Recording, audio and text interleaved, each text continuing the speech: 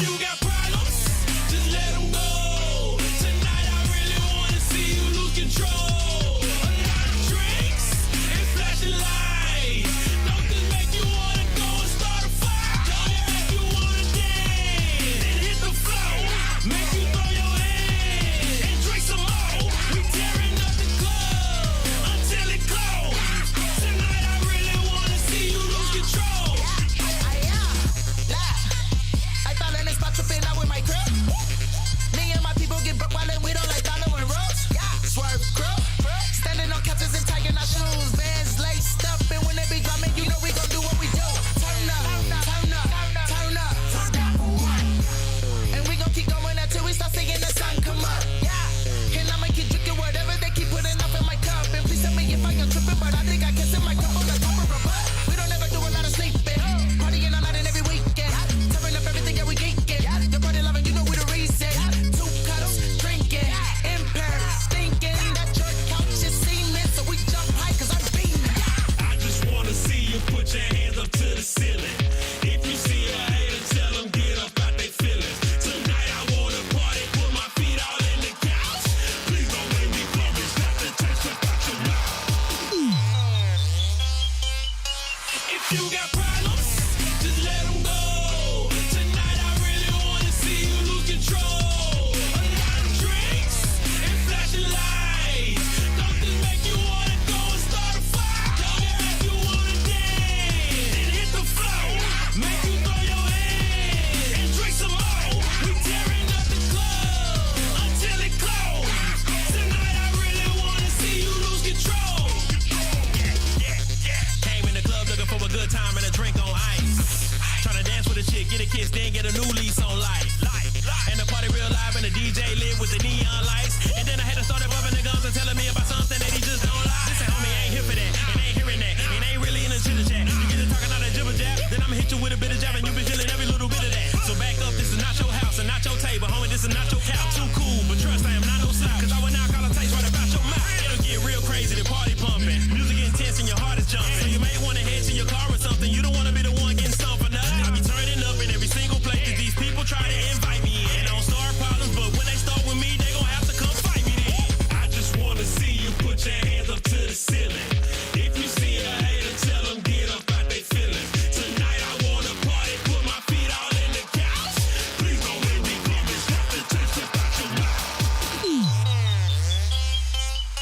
If you got problems, just let them go. Tonight I really wanna see you lose control. A lot of drinks and flashing lights.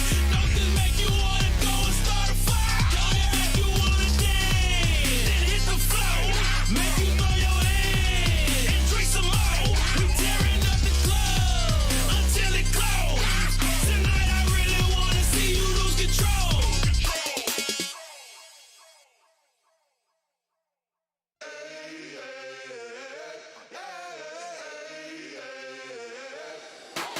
Call the Babel out, call the priest. Back to life, I'm under siege. Breaking the chain, unleashed. My true power released. Reached my hand into the sky and made the stars align. Cause when I left it down to fate, it was taking up too much time. It's a miracle, it's a curse. I will not be deterred. If you predicted the worst, bon appetit, eat your words.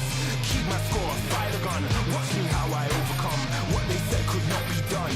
I did it, now sing it.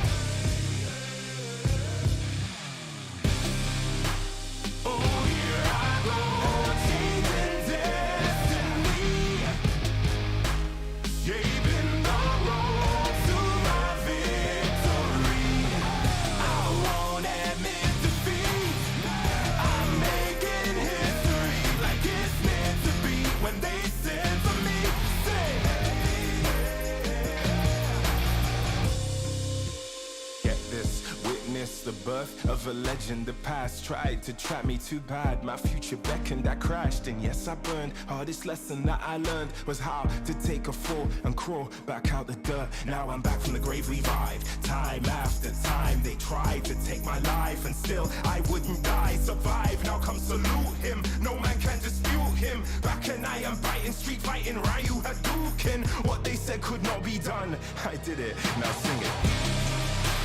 Oh, here I go, changing destiny.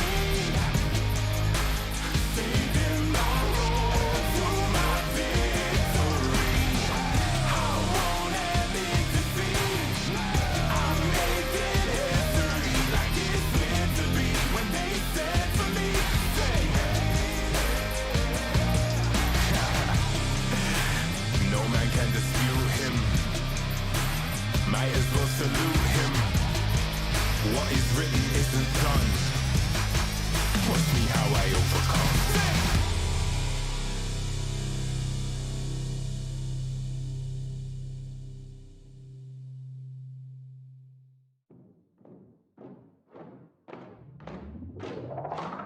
Lace up my shoes, time to get it.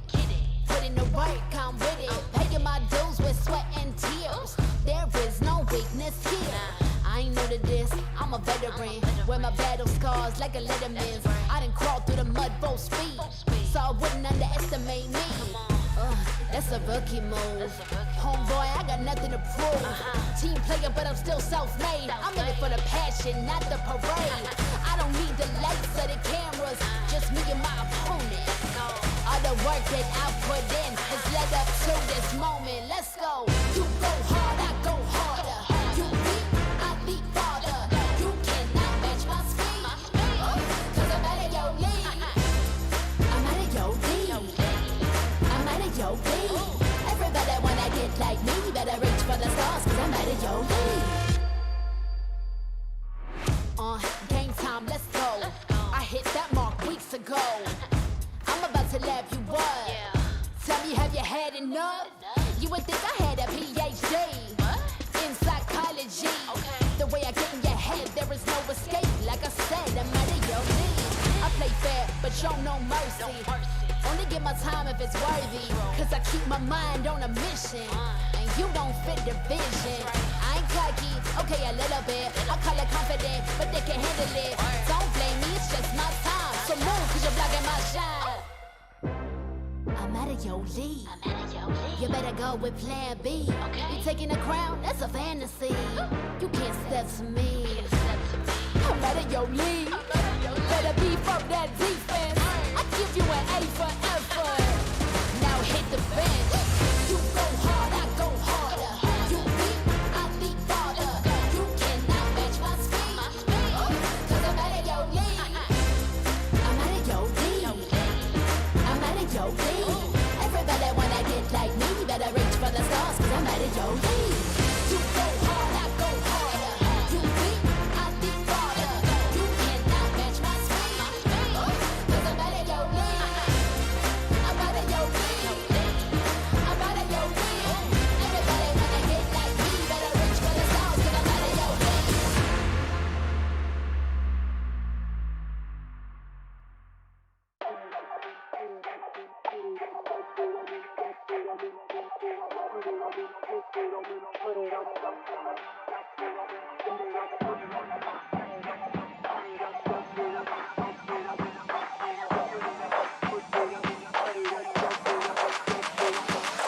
Put it on me, put it on me, put it on, dump it on me, dump it on me, dump it on me, put it on me, put it on, dump it on me, dump it on me, dump it on me, put it on me, put it on me, put it on, dump it on me, dump it on me, put it on me, put it on me, put it on, dump it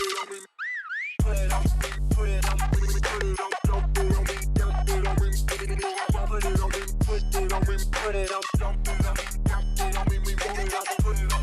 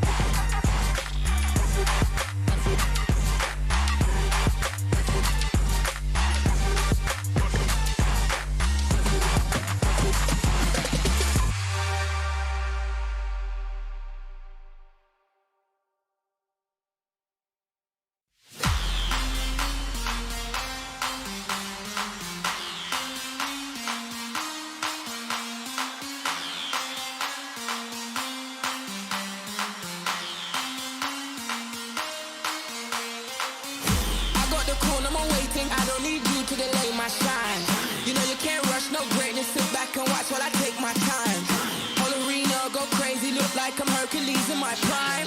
You follow me, dog, and I make it. I pump too much iron in my grind. So long I've waited to take the night. Got no more patience. I think it's time. The man of the year, so you're right. I waited all my life and now it's showtime.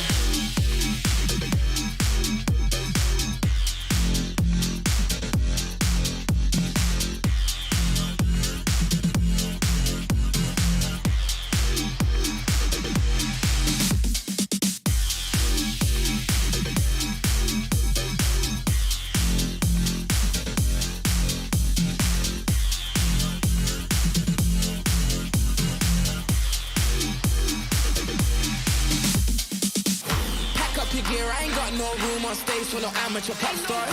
Me and my clique don't fear trashing hotels like some animal rock stars. You opened up with a bang up job, but it's time for a real deal headline. Line so big that I can't find the end. I'm gonna kill this airtime. Don't get too comfy. You make the scene now, they gon' love me. I got the keys now, get your own seat. You must be senile if you think you'll tag along. I'm sorry, my friend, you pegged me wrong. You must be lost now, your time is gone. If you think I give you the blueprint, you better be stupid or else you're deadly wrong. So long I've waited to take the night. Got no more patience. I think it's time. The man of the year, so you're right. I waited all my life and now it's showtime.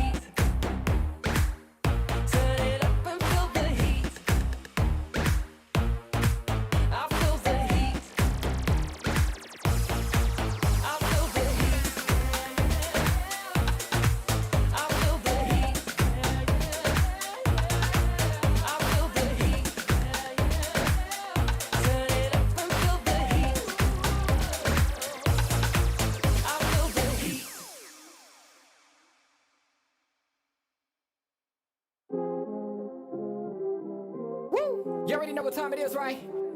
It's your boy Eclipse Darkness. I do this for my people. How I like that.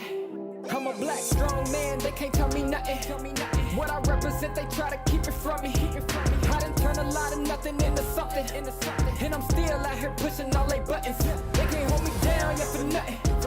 So I'ma stand up. They can't hold me down, yeah, for nothing. I'ma stand up, yeah, for something. Cause they can't hold me down. I done seen it all. Came up from the gutter, baby, now I'm here to ball.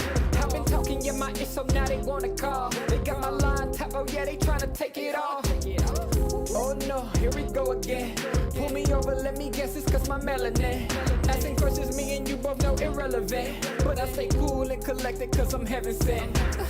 They hate it, I love it, they know that there's no one above it except for God. Instead of becoming with negative energy, I gotta move and die.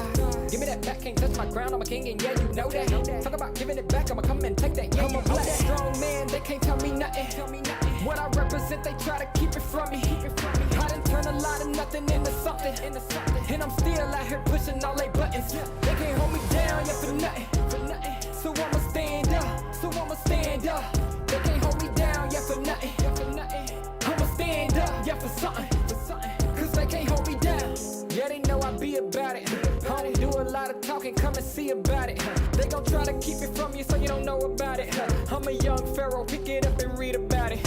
Hold up. Here's your opportunity. Telling stories, yeah, to make sure they remember me. Can't hold me down, cause I leave behind a legacy. And don't believe them when they say they who they claim to be. They can't hold me down, yeah, for nothing. Stand tall. They can't hold me down, yeah, for nothing. Stand tall. I'm a black, strong man, they can't tell me nothing. What I represent, they try to keep it from me. I done turned a lot of nothing into something. And I'm still out here pushing all they buttons. They can't hold me down, yeah, for nothing. So I'ma stand up. They can't hold me down, yeah, for nothing. I'ma stand up, yeah, for something. Cause they can't hold me down.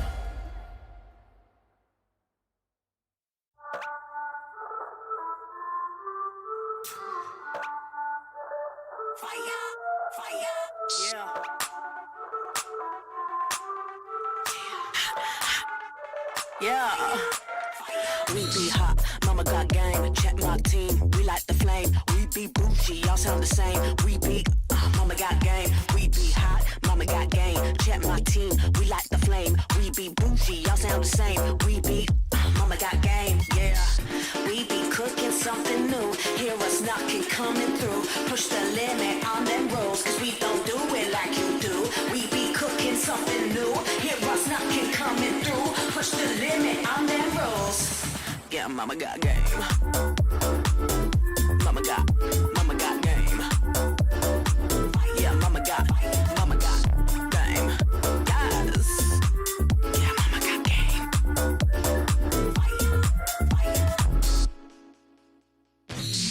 Rockin' the game. Hear them screaming, they screaming my name. We be up on the fame. We be all of the power, we reign. Rockin' the game. Hear them screaming, they screaming my name. We be up on the fame. We be all of the power, we reign.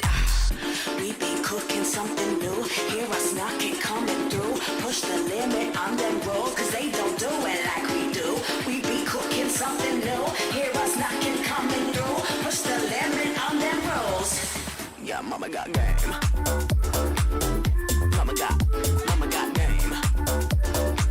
Yeah, mama got game. Yes. Yeah, mama got game.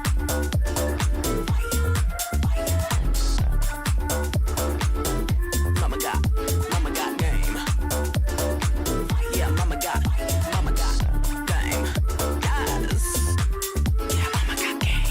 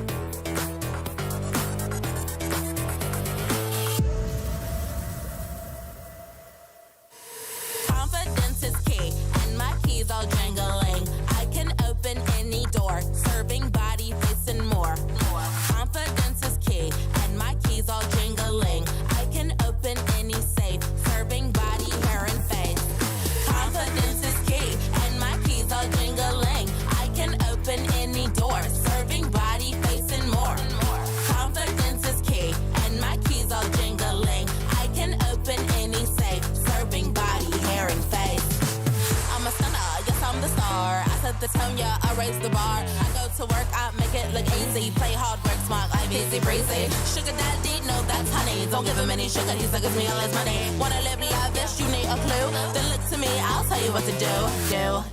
Repeat after me. Confidence is key, and my keys all jingling. I can open any door, serving body, face, and more. Confidence is key, and my keys all jingling. I can open any safe, serving body, hair, and face. Now bring it out, it's your time to glow. You all the baddest, put on a show. Don't be afraid, let everyone know. Don't be shy, just lose all control and work it. Go hit a full split, tear up the floor. Go ahead, snatch those whips. Repeat after me. I am the vixen, I am the stallion. I don't need fixin', but I do need all your attention. All these diamonds on me, they glisten. When I talk, yeah, everyone listens. Cause I'm somewhat of an addiction. Now work those hips and thighs.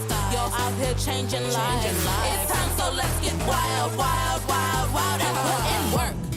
Work, work, work, work, work, work, work, work. Put in work.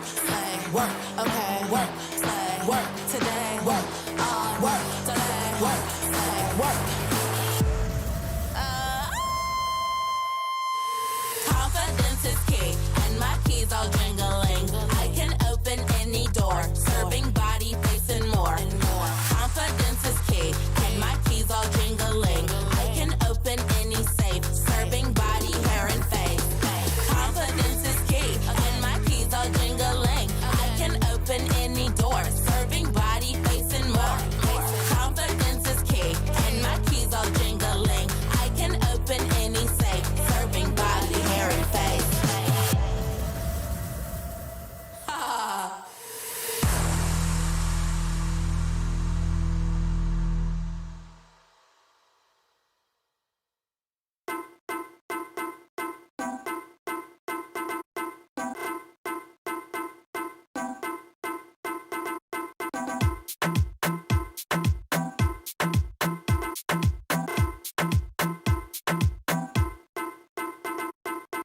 Number one in the street, so that wanna bang bang. Everybody touch a road, everybody bang bang. Then I wanna so neat, everybody bang bang, bang bang, bang bang. This I wanna so broke, this I wanna bang bang. This I wanna so wicked, everybody bang bang. Sun a shining, everybody bang bang.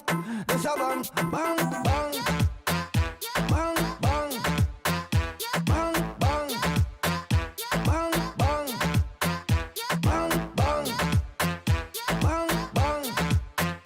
Bang, bang, bang, bang, bang, bang, bang, bang. Number one in the streets, so that wanna bang bang. Everybody touch a road, everybody bang bang. Then I wanna so neat, everybody bang bang, bang bang, bang bang. This I wanna so broke, this I wanna bang bang. This I wanna so wicked, everybody bang bang. Sun a shining, everybody bang bang. This a bang, bang, bang.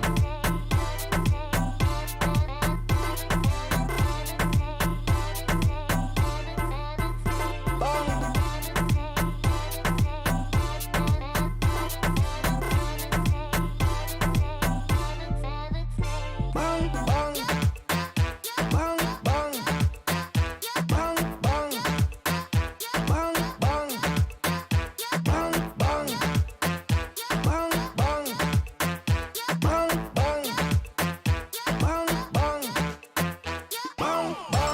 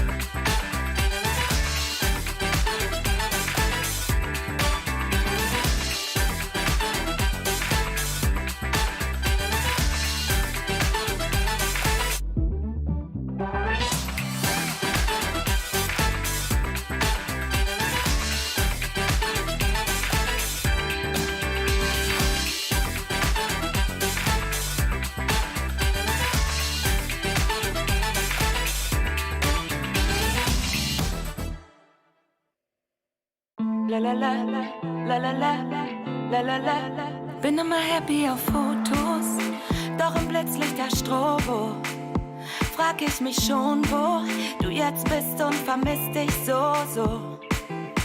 1000 Augen auf mir und ich schein immer zu lächeln und glücklich zu sein. Doch ohne dich fühle ich mich zwischen tausenden Leuten allein. Nur mit dir kann ich sein, wie ich bin.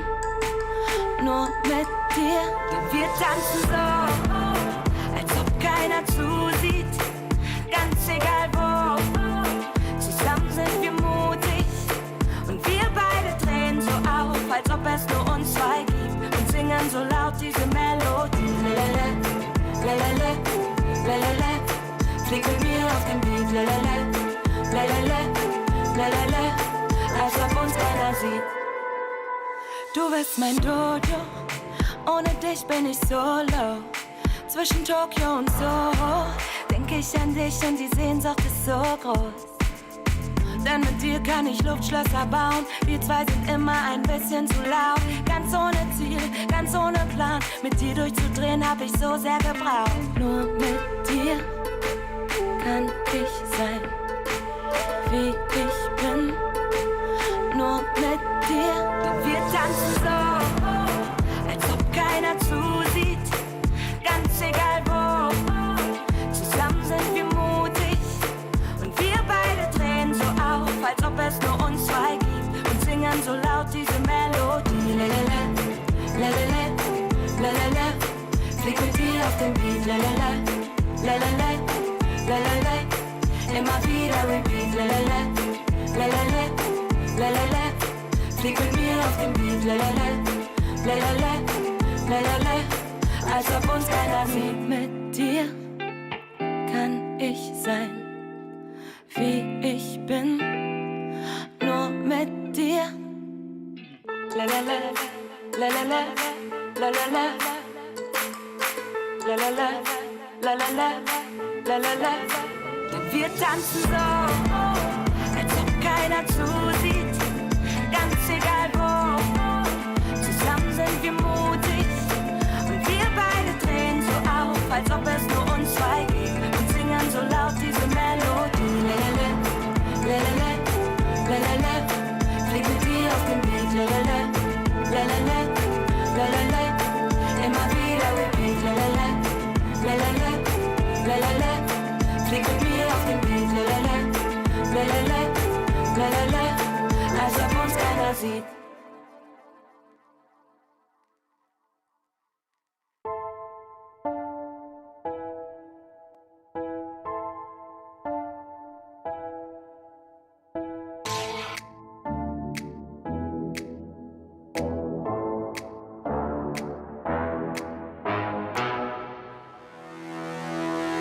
Rhythm and I'm up the beat. Put it on lock, everything on fleek. Word in the street, got my sound on repeat. Do it all day, every day of the week. Getting turned up, we feeling lively. On the dance floor, where you gonna find me? Here comes the drop, it's time to party. Here comes the drop, it's time to party.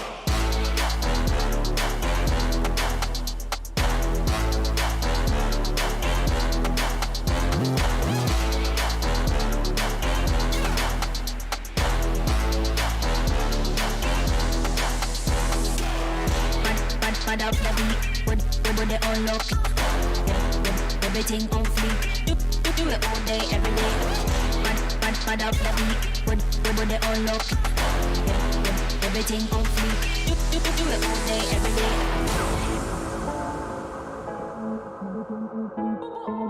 Do it all day, every day. day of the week. Anytime out, we feeling lively. On the dance floor, where you gonna find me? Here comes the drop, it's time to party. Here comes the drop, it's time to party.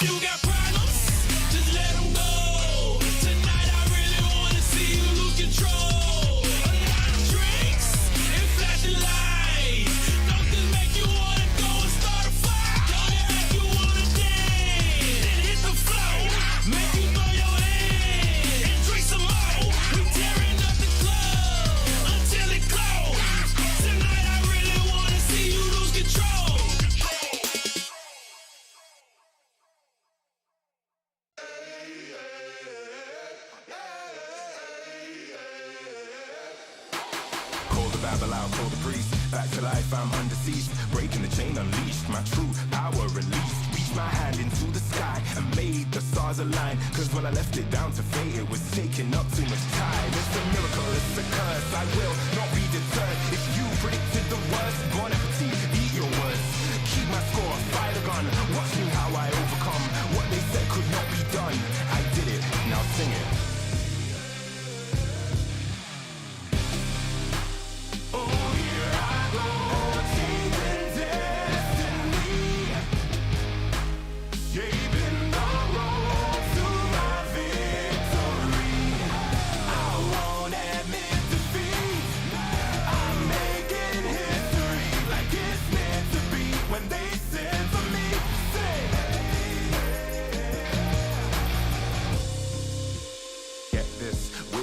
The birth of a legend, the past tried to trap me too bad. My future beckoned, I crashed, and yes, I burned. Hardest lesson that I learned was how to take a fall and crawl back out the dirt. Now I'm back from the grave revived. Time after time, they tried to take my life, and still I wouldn't die. Survive, now come salute him. No man can dispute him. Back and I am biting, street fighting, Ryu Hadouken. What they said could not be done, I did it, now sing it.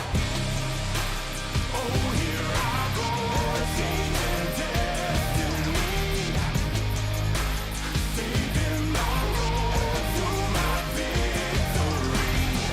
I won't admit defeat, I'm making history like it's meant to be. When they said to me, say hey. No man can dispute him. Might as well salute him. What is written isn't done. Watch me how I overcome.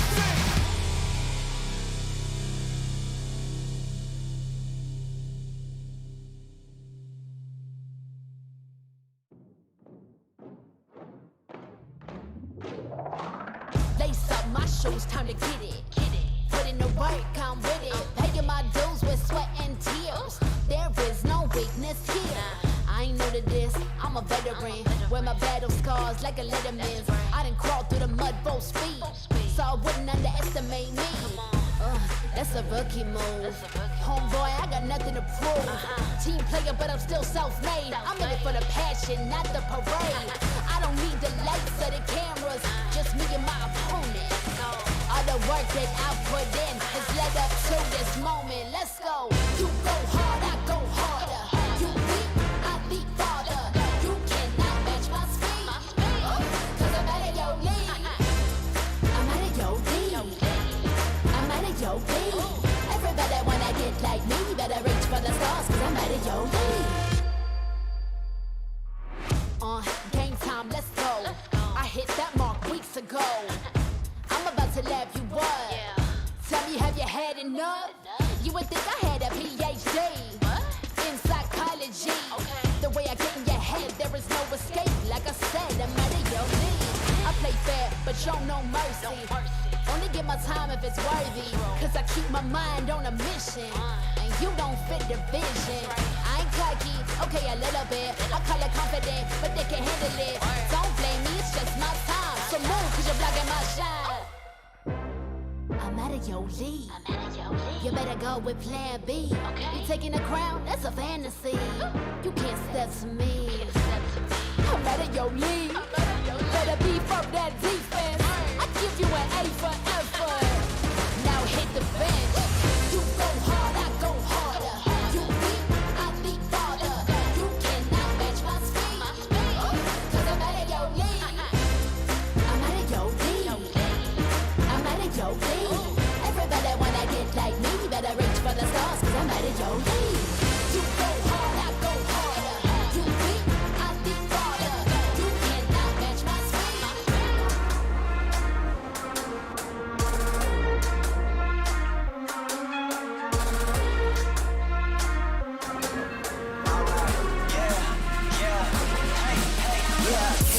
Won't stop going till a player on top. top know it. Rooftop, penthouse suite. If you really want it, gotta own it. Fight through it, we was at the lowest. Blood, sweat, tears, the components. Riding all year, now's the moment. We are not friends, we are opponents. Yeah, I'm coming for mine. Yeah, I'm making a play, the game on the line. Yeah, I've been on the grind. Yeah, I jump in the spot, I made it my time. Yeah, look in the sky. Yeah, the stars align, no shade to shine. Can't stop it already. Emotional work and devotion, we put in this time. Look.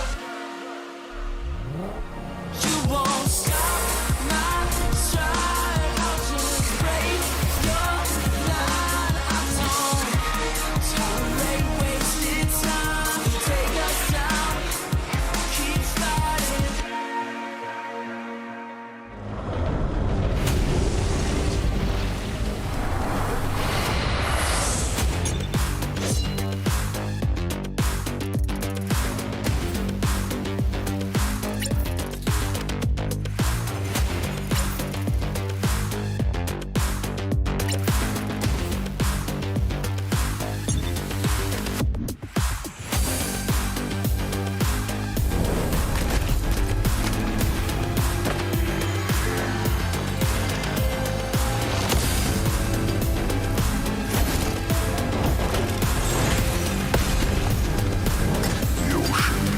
Just our home.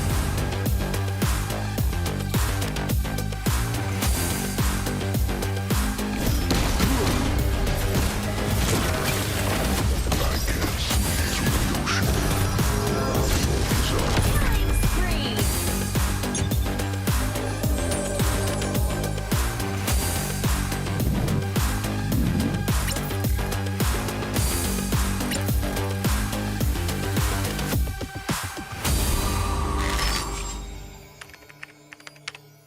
The Snapdragon Pro Series powered by Samsung Galaxy is brought to you by Snapdragon Elite Gaming, Samsung Galaxy S23 Ultra, Monster Energy, and DHL.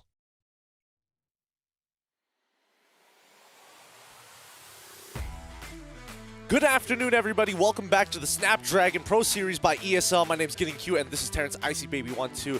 Just to walk you through everything that has happened here at the SBS, we are on our very final day of the Swiss 6, and we're looking to find our next qualification spot. Now, just before we get into it, we did start a little bit late today, but that's only because we had a bit of an issue going on with one of the teams actually looking to qualify. And unfortunately for Daewoo United, they are going to be, well, they didn't exactly follow the rule book as stated, and they will be disqualified, meaning Archive Esports will be moving on to the next stage. They get a free pass! Yes, long story short here, it's not going to be a full Indonesia domination here for this segment, but we still have one Philippine teams making it to the next stage. So congratulations to Archive Esports.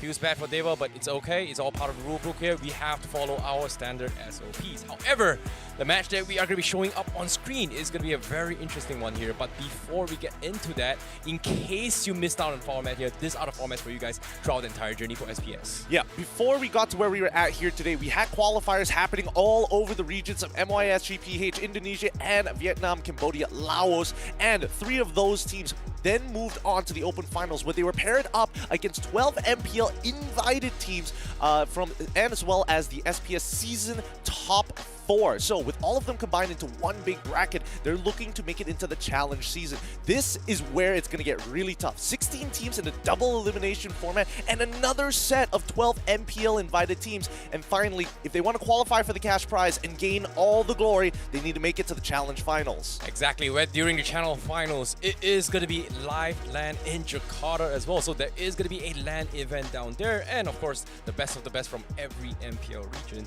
is going to be competing there. So things are going to be very, very difficult from that point on. However, all things considered, I hope you guys have been enjoying our SPS finals as well, because this has been a pretty enjoyable one for me, watching every single Tier 2 teams competing against Tier 1 teams across the multiple regions. I mean, there's obviously going to be a caliber disparity between a majority of the teams, but it's good to see some of the favorites and some of the standout players, which is very, very helpful for the region as a whole, right? Ah, man, I need to get a substitution from somebody from across the world, at least they know where to find them. Exactly. It's great to actually showcase your skills as well, and potentially being scouted out as well by a pro team. But in this case now, this upcoming match here, the final slot in towards the challenge seasons is where things are going to get a little bit interesting. It is going to be between Evo's Icon going up against Geek Slate. So this is where it is going to be a tier 2 going up against a tier 1 team.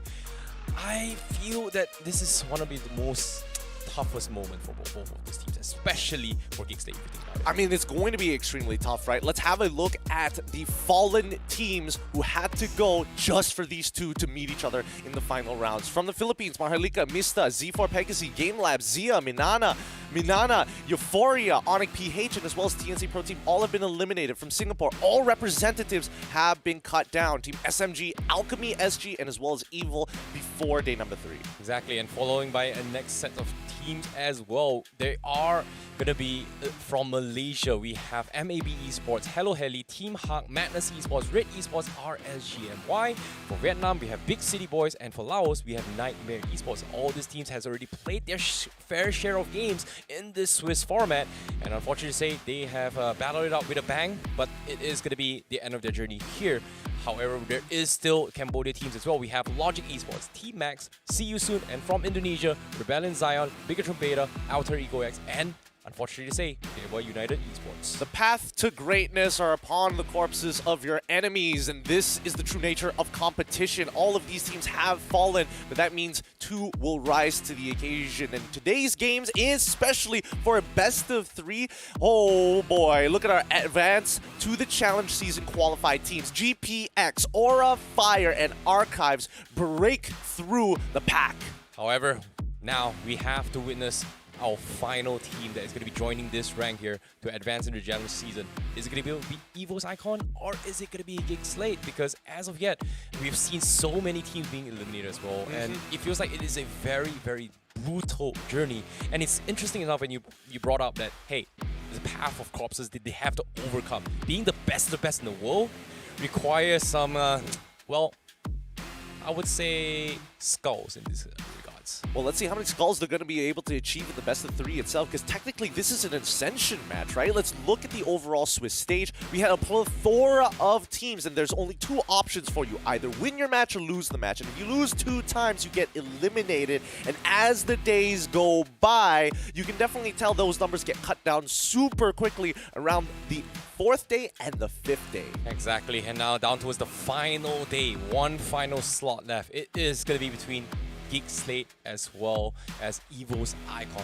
This is something that I think is going to be pretty interesting, because so far, based on the recurring trends that we've seen so far in the Swiss stage, Indonesia teams going up against Indonesia teams, it feels like the tier 1 teams has a little bit more insights on towards the MDL teams, whereas for Philippines or any teams who's playing a different region, it feels like they're a little bit shaky just because they're not familiar with their playstyle. Well, let's not forget that the majority of the MDLs are very recent, except for MDL Indonesia. They've been around for quite a long time, so they have more time to kind of develop themselves and set themselves up for victory.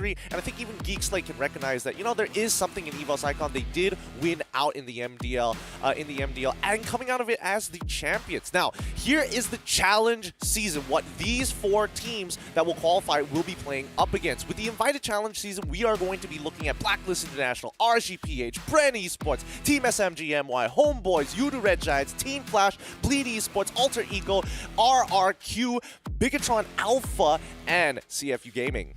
I'm a little bit lost of words here because of the fact that after seeing this roster in the challenge season, it doesn't get easier. It feels really scary to go up against these teams and the tier 1 teams. And on top of it all, like you said as well, only 6 teams will advance into a channel final. So 2 teams actually. 2 teams for the last chance. So it's 4 teams from the challenge season, and then there's the last chance to qualify. So total of 6 teams. Yes, then you are correct. Now, the format is going to be as shown up on your screen. These eventual teams will get put into 4 different groups. They're going to battle it out against each other, and 4 teams will qualify, with the rest of them battling out in the end for the last chance to get those 2 slots. Yeah, so speaking of this as well, those who are playing from the Open Finals here, they may be going through this gruesome battle that we have been seeing for this past 6 days. I feel like based on this, they are also setting a benchmark for the meta itself. What kind of heroes would work, what kind of may not be work as well. It gives a little bit more information for the rest of the top tier teams who's going to be waiting to be playing in a couple of weeks' time. So in this case, it feels like it is very brutal to teams who are not in MPL. It feels like it is a very, very long climb. And it feels like if they don't get through this, the chances of them actually standing a chance to actually make it towards winning a prize pool is really, really far. And on top of it all, it feels like they need this opportunity. That's the whole reason why the SPS is around, to give that opportunity, to show their stardom in one of the most brutal formats we've seen thus far. It's very, very equal, but what are they playing for? It's not just the glory, it's not just for the qualification spots, it's for a big cash prize right at the very end. Keep in mind, out of these 4 stages, you need to make it through all of them and get to the end, unless you're an MPL invited team, and you've pretty much already secured yourself a little bit of the pie. Yeah, now, speaking of this as well, I want to talk a little bit more on yesterday's games, because we are going to be jumping into the highlights with yesterday's games thus far to see how things went down with yesterday's games. Yep, let's have a bit of a recap with it. I think, you know, some of the more outstanding games that we did get to see. Well, oh man, the name of the team, it's not coming up to me. You know what? The only way that I could refresh it, let's throw it over to our video.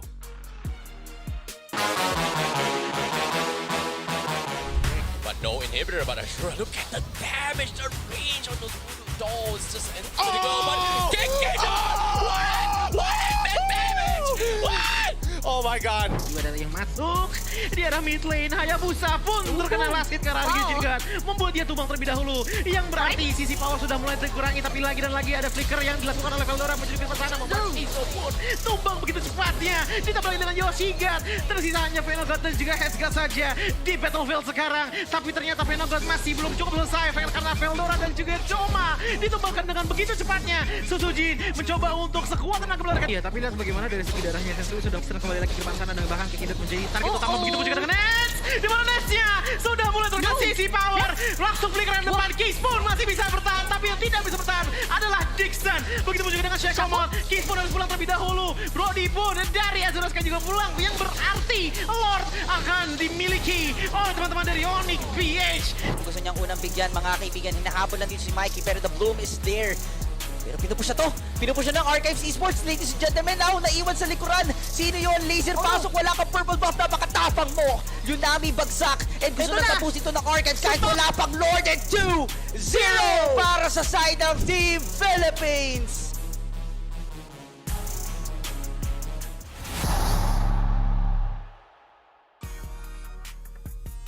So here's today's schedule with the matches that have already concluded. The Archived Esports getting that free buy against Dewa United. They'll be moving on and already qualified. So the one that we're going to have our eyes upon is match number 2. EVOS Icon versus Geek Slate. A Tier 2 Championship MDL team versus Geek Slate. Didn't exactly have the best season in the world, but they're no slouches either. Yep, EVOS Icon, they had a very, very difficult game in yesterday's performance as well, but for them to actually make it down here means that they haven't given up yet. However, this time the biggest obstacle here is going to be Geek Slate, a Tier 1 MPL team thus far. And Geek Slate, we have seen their performance as well, their ups and downs. There were a few close calls coming in from Geek Slate, and now they're just one step away from actually making it towards the challenge season. I'm just curious if Beloyski's going to whip out that Saber Roam again. Oh my god, man, really? Right? They whipped it out 2 times in the SPS so far. Both times it looked like it was doing terribly, but their team still wins. So is it bad? Tough call. It's currently at a 50% win rate. To be honest, I really hate the Saber. We had a little bit of a classic game just now, just seeing a Saber just constantly focusing and destroying me. It's just extremely frustrating to play against, but it is a completely different playstyle because so far Geek Slate has one of the most unique playstyles when it comes to those kind of double roam strategies, right? Like if you see, mostly it's going to be tank meta. Sometimes we do see occasional double main strategy, but when they bring in the Natalia, it changes the dynamic on how they actually play the sites as well. But of course, speaking of the prize pool here, this is the prizes that all teams are going to be looking for when they make it into the challenge finals. A total of 150,000 USD on the line, and if you make it to the Challenge Finals, you're basically guaranteed a cash out, even if you go out of the tournament early. Not as much as first place, but man, after working so hard, I'm really hoping to see one of these 4 teams from the Open Finals make it past these 2 stages. Well, there is 6 slots, so technically, I was hoping at least one of them actually makes it. I'll take that. I'll take that. If it's 4, I feel it's a little bit of a home stretch, but I do want to see a dark horse actually making it all the way and win it all. Because so far in the history of Mobile Legends, technically, we haven't seen a true underdog story all the way from the bottom and winning a world title. Well, I mean, I think the closest one that we've had prior since was S10 during M1, right? Unknown region comes in through, a bunch of boys who wanted to play together, ends up doing very, very well, but then we never get to see them once more. So hopefully we don't have a similar legacy. We want to see these teams shine. We want them to see them rise up to the top of the ranks. And honestly, I'm very happy seeing members who played in the SPS actually being adopted by other teams in the MPL. Yeah, that's actually a pretty good sign as well, because it just shows you that it provides a little bit of an ecosystem for very healthy competitive environments, because you don't just draft it off scrims or friends, etc. You also have it opens up opportunities and options for talent scouts as well in particular. But of course, if you guys want to find out more about these teams here, guess what? We have tickets actually available as well, where you can actually watch the live event for Snapdragon Mobile Challenge Finals on the 21st to the 23rd of July in Istora Senayan, Jakarta. Yep, that's where we had M4 the last time. So if you missed out M4, want to still get the vibes while still being part of an international tournament, then you've got a date to set, because 20,000 rupiah is going to be for the entry ticket. That's it. It's so affordable, super cheap, and it sounds crazy, but just convert it and it'll make a lot of sense. So check it out at esl.gg/SPS MLBB tickets and keep your dates open. But that's not all, right? Because while this is happening, while the SPS is going on, MSC is just around the corner. So you can secure your tickets now and go for one international event to the next. Okay, here's a little bit of a very interesting one as well, because we also have another event called MSC 2033. It's all the way in Cambodia. You can actually secure your tickets right now by scanning the QR code, and you can book your tickets now in advance. It's absolutely free, but it is going to be all the way in Cambodia. But here's a little bit of a fun thing, right? If you guys are planning on something big, you guys want to make it very, very special, it's just an idea, it could be a possibility. Maybe a marriage proposal in Jakarta, it sounds like a pretty good idea. Nope, not even interested. Dude, we had one dude that did in Singapore, man. Yeah, but it's Singapore, so. That's the thing. In front of the world stage, where all eyes, everybody come here to witness a beautiful proposal. It better be good idea, right? It better be good. It better be a smart proposal. If you think about it here, if they're not if the couples kind of met through its game, it will make a beautiful story, Oh, I proposed her because I met through a game at MLBB, blah blah blah, just throwing out there. I'm sorry, I'm just but now let's talk a little bit more shop here. And when it comes to heroes here, let's talk a little bit more on how things have been changing before day 3 and day 3, when day 3 as well as day 4, when it comes to the hero patches before and after Novaria being made into its play. Yes, so day 3, after day 3 is when we got to see the legalization of Novaria. And let's see how it really changes up the matchups, especially when we start talking about the overall effect that it's had on the meta so far. We've only seen a couple and very slight changes, right? Wanwan is still going to be #1 next to Joy, next to Fanny as well, but we have seen a bit of fluctuations with a couple of those matches. Now keep in mind, not every single one of these matches is going to call for these heroes, but it gives us a good estimate, with Kaja and Glue being 4 and 5 before day 3, and Yves and Kaja skyrocketing after the patch. Yeah, and seeing Novaria being picked in as well when it comes to day number 3 just shows you that this changes the complete dynamic in this game. However, I was actually curious to see how Digi was going to fit in the pool, because Digi was kind of banned day number 3, right? Day number 3. And then we actually saw a couple of games yesterday, didn't exactly do too well. So when it comes to Novaria, it shows that people are still trying to play around it. We saw some good games here and there on stream. So far on the English broadcast, we haven't seen a very convincing Novaria. But let's see how the top picks look like. Yep. In terms of the top picks, we're seeing Valentina Fredrin at the top after day 3. Fredrin was still already very good, but Beatrix definitely more of a favorite. And if there's any other comparisons that need to be made here, we don't see Novaria at all within day number 3 onwards in terms of the top picks, right? Even Lapu Lapu being more important. Yeah, it's kind of surprising to see how it kind of changes the dynamic of the playstyle, but it feels like Valentina being a priority makes a lot of sense, right? Because of the fact that Valentina kind of shuts down a lot of people, the hero pools in terms of playstyles when it comes to choosing their mages, right? Like, because you ban Novaria, it opens up certain heroes into the pool, and when you pick Valentine, it's always safe to play around it. So it makes a lot of sense why it becomes much more of a priority compared to a Fredrin now, which arguably, even though it's flex, but I feel like the emphasis on the mage role has become much bigger now because of this Novaria lift. It is definitely opened up a couple of different avenues of openers, but the biggest notice that I'm seeing here, right, is between Arlan as well as Carry. We're seeing them 4 and 5 after day 3, and in that same position was going to be Claude and as well as Yves. So in this particular case, you're seeing that a lot of teams are putting more focus in what to be banning out, especially how the mid laners interact with the rest of the map. What really surprises me that I was expecting a little bit more Claude because of the fact that as a marksman, it does contribute a lot in terms of mobility, right? Novaria is the type of hero that's so far back, and we've seen a lot of these teams kind of adopt more assassin jungle playstyles to actually deal towards the back line. So I guess it could have been in a ban rate here. I think it was down at the bottom as well for Claude in terms of ban rate, but I want to see how things are going to go here. But this is going to be some information, you guys. Very rare we show this kind of information, and I want to shout out to production for gathering all this data if you think about it. Now, that was the top 10 between top bans and as well as top picks. And as you mentioned before, yes, Claude was banned out pretty often, and usually we get to see it around the second phase picks.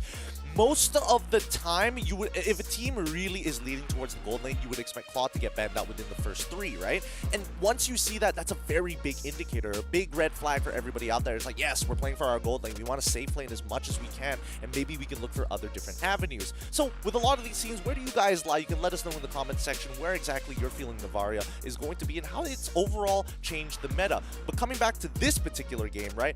I don't know about Geek Slate. I feel like the way that Beloy has been playing, especially with the weird Saber picks once in a while, they're still winning out games. So I feel like Beloy is in this position where it's about IGLing, less about how much impact he necessarily needs to do. I think the intent of having the Natalia pickup here, as well as the Saber, it works very similarly where it's come to a phase where it opens up rooms for strategies to play flank meta. So what I mean by flank meta is that heroes that can actually dive the back lines to actually chase people. In this case, when we are talking about previous patch, Farsa as well as Yves are heroes that are very far back, but it was very tank oriented. But after they nerfed the gold lane a little bit here, tweaked a little bit in terms of the Molten Essence, it allowed a little bit more room for Hayabusa to kind of shine a little bit more, or even Natalia to a certain degree. Yeah, I mean, a lot of picks really are going to be, well, we're keeping our eyes on them. But let's introduce you the rosters for both of the teams playing up here today. It's going to be EVOS Icon to kick things off, an MDL Championship team with Eldora, Sutsujin,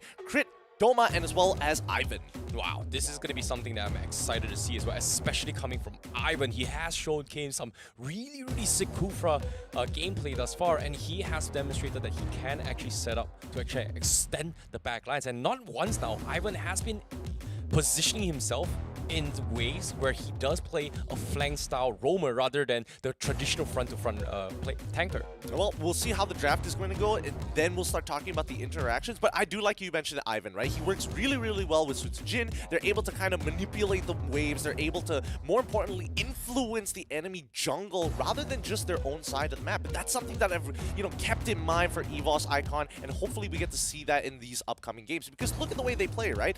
You can tell if they need to fight, they will fight. They're very conservative, but more importantly, they're extremely clean with their movements. Now, when it comes to EVO's Icon, Fredrin is arguably one of the flexible heroes, but not many teams are confident in bringing in the Fredrin XP lane. So EVO's Icon, they have had experiences to actually force Veldora to either play the traditional front to front, or occasionally they bring in the Yuzhong where they switch up the roles, force him to play a flank play style rather than the traditional front to front. So I like that. Well, they have this capabilities to kind of switch up roles in between in terms of the fights they want to take in this kind of gameplays. I mean, that's just credit to just them having a good hero pool. But if we're talking about hero pool, we got to talk about Geek Slate. Here's their roster all the way from the MPL Indonesia. It's Luke, Hades, Aboy, Kadera, and as well as Beloyski. As much as I've talked about Beloyski, we need to talk about Hades. This man, wow, his retributions, winning a majority of his battles, pulling Geek Slate from some of the toughest spots in the game, and making honestly an epic comeback. Agreed. In terms of playstyle as well, Geek Slate, they have had the leniency here because of Beloyski. They have this flexibility to kind of be annoying across the map, taking a lot of pressure mostly away from Kadera, allowing Kadera to kind of shine when they need him though. So Geek Slate has been playing around with Beloyski and Hades really well in the earliest stages of the game, which is very interesting to see how Geek Slate kind of plays this meta. I mean, Aboy, he's definitely very consistent in the mid lane. However, we haven't seen something crazy from him. It's the limitations of what is given to him in the draft, right? It's not like he doesn't have the hero pool, but let's talk about Ivan as well as Beloyski one more time. In terms of KDA, Ivan has had a pretty spotless record. Beloyski, there are times where it's great, other times where he's playing Saber, and that probably tanked his numbers. Now, let's talk a little bit more on the KDA department. When it comes to the hero preferences here, obviously roamers, we talk about the traditional front to front, but let's talk a little bit more on the mage roamers here. Kadita coming from Ivan, Beloyski using the Natalian Saber. Both of this, three of these heroes have very similar play styles when it comes to a roaming position, except for the fact that Kadita doesn't have the strongest wave clear or damage to actually threaten turrets, but they kind of work the same. They do play these flanky play styles. Ivan obviously had more successes with Kadita, but for Beloyski, it feels like having this Natalia and Saber jeopardizes his KD a lot, because not once now, multiple times, it's a hit or miss. You either one-shot the guy or you literally get one-shotted. I mean, we say that, but he has higher GPM, higher DPM, and also, I would like to say higher DPM per minute, but then again, that doesn't really get the point across. The point is that Beloyski's stats, despite his KDA being honestly a decent average, right? Not above average, it's still good numbers to be putting out as a support. Yeah, that's the thing, right? Like, it just showcases that they have two very, very different play styles when it comes, sorry, not play styles, hero choices when it comes to executing very, very identical play styles. So I want to see a little bit more on how Beloyski handles it when he is faced with a front-to-front traditional tank versus tank roamer playstyle rather than the flank position. I think you'd be confident with it. I don't know. What about you guys at home? Cast your votes in the Twitch chat live. And honestly, based on what we've been seeing towards the early days of the SPS, I mean, everybody was getting 100%, 100%, 100%. But as we continue going on, day 3 onwards, there are times where, you know, the chat technically misses the mark. It could just be fan bases, it could just be me, but that's something to notice. Now, what about our predictions here at the desk? Now, when it comes to our predictions here, seems like I am going to go in towards a 2-1 for Evo's Icon, and Gideon is going to go to, oh, for me, personally, the reason why I go for Evo's Icon is because I want to see the underdog story. 2, consistency is key, because to be honest, you know, the reason why I voted against Geek Slate was because of the fact that Saber as well as the Natalia, very, very risky heroes, because personally, I feel like using this is like a pocket strat, it's like a cheese strat, but when other teams start to realize this, it's easily countered.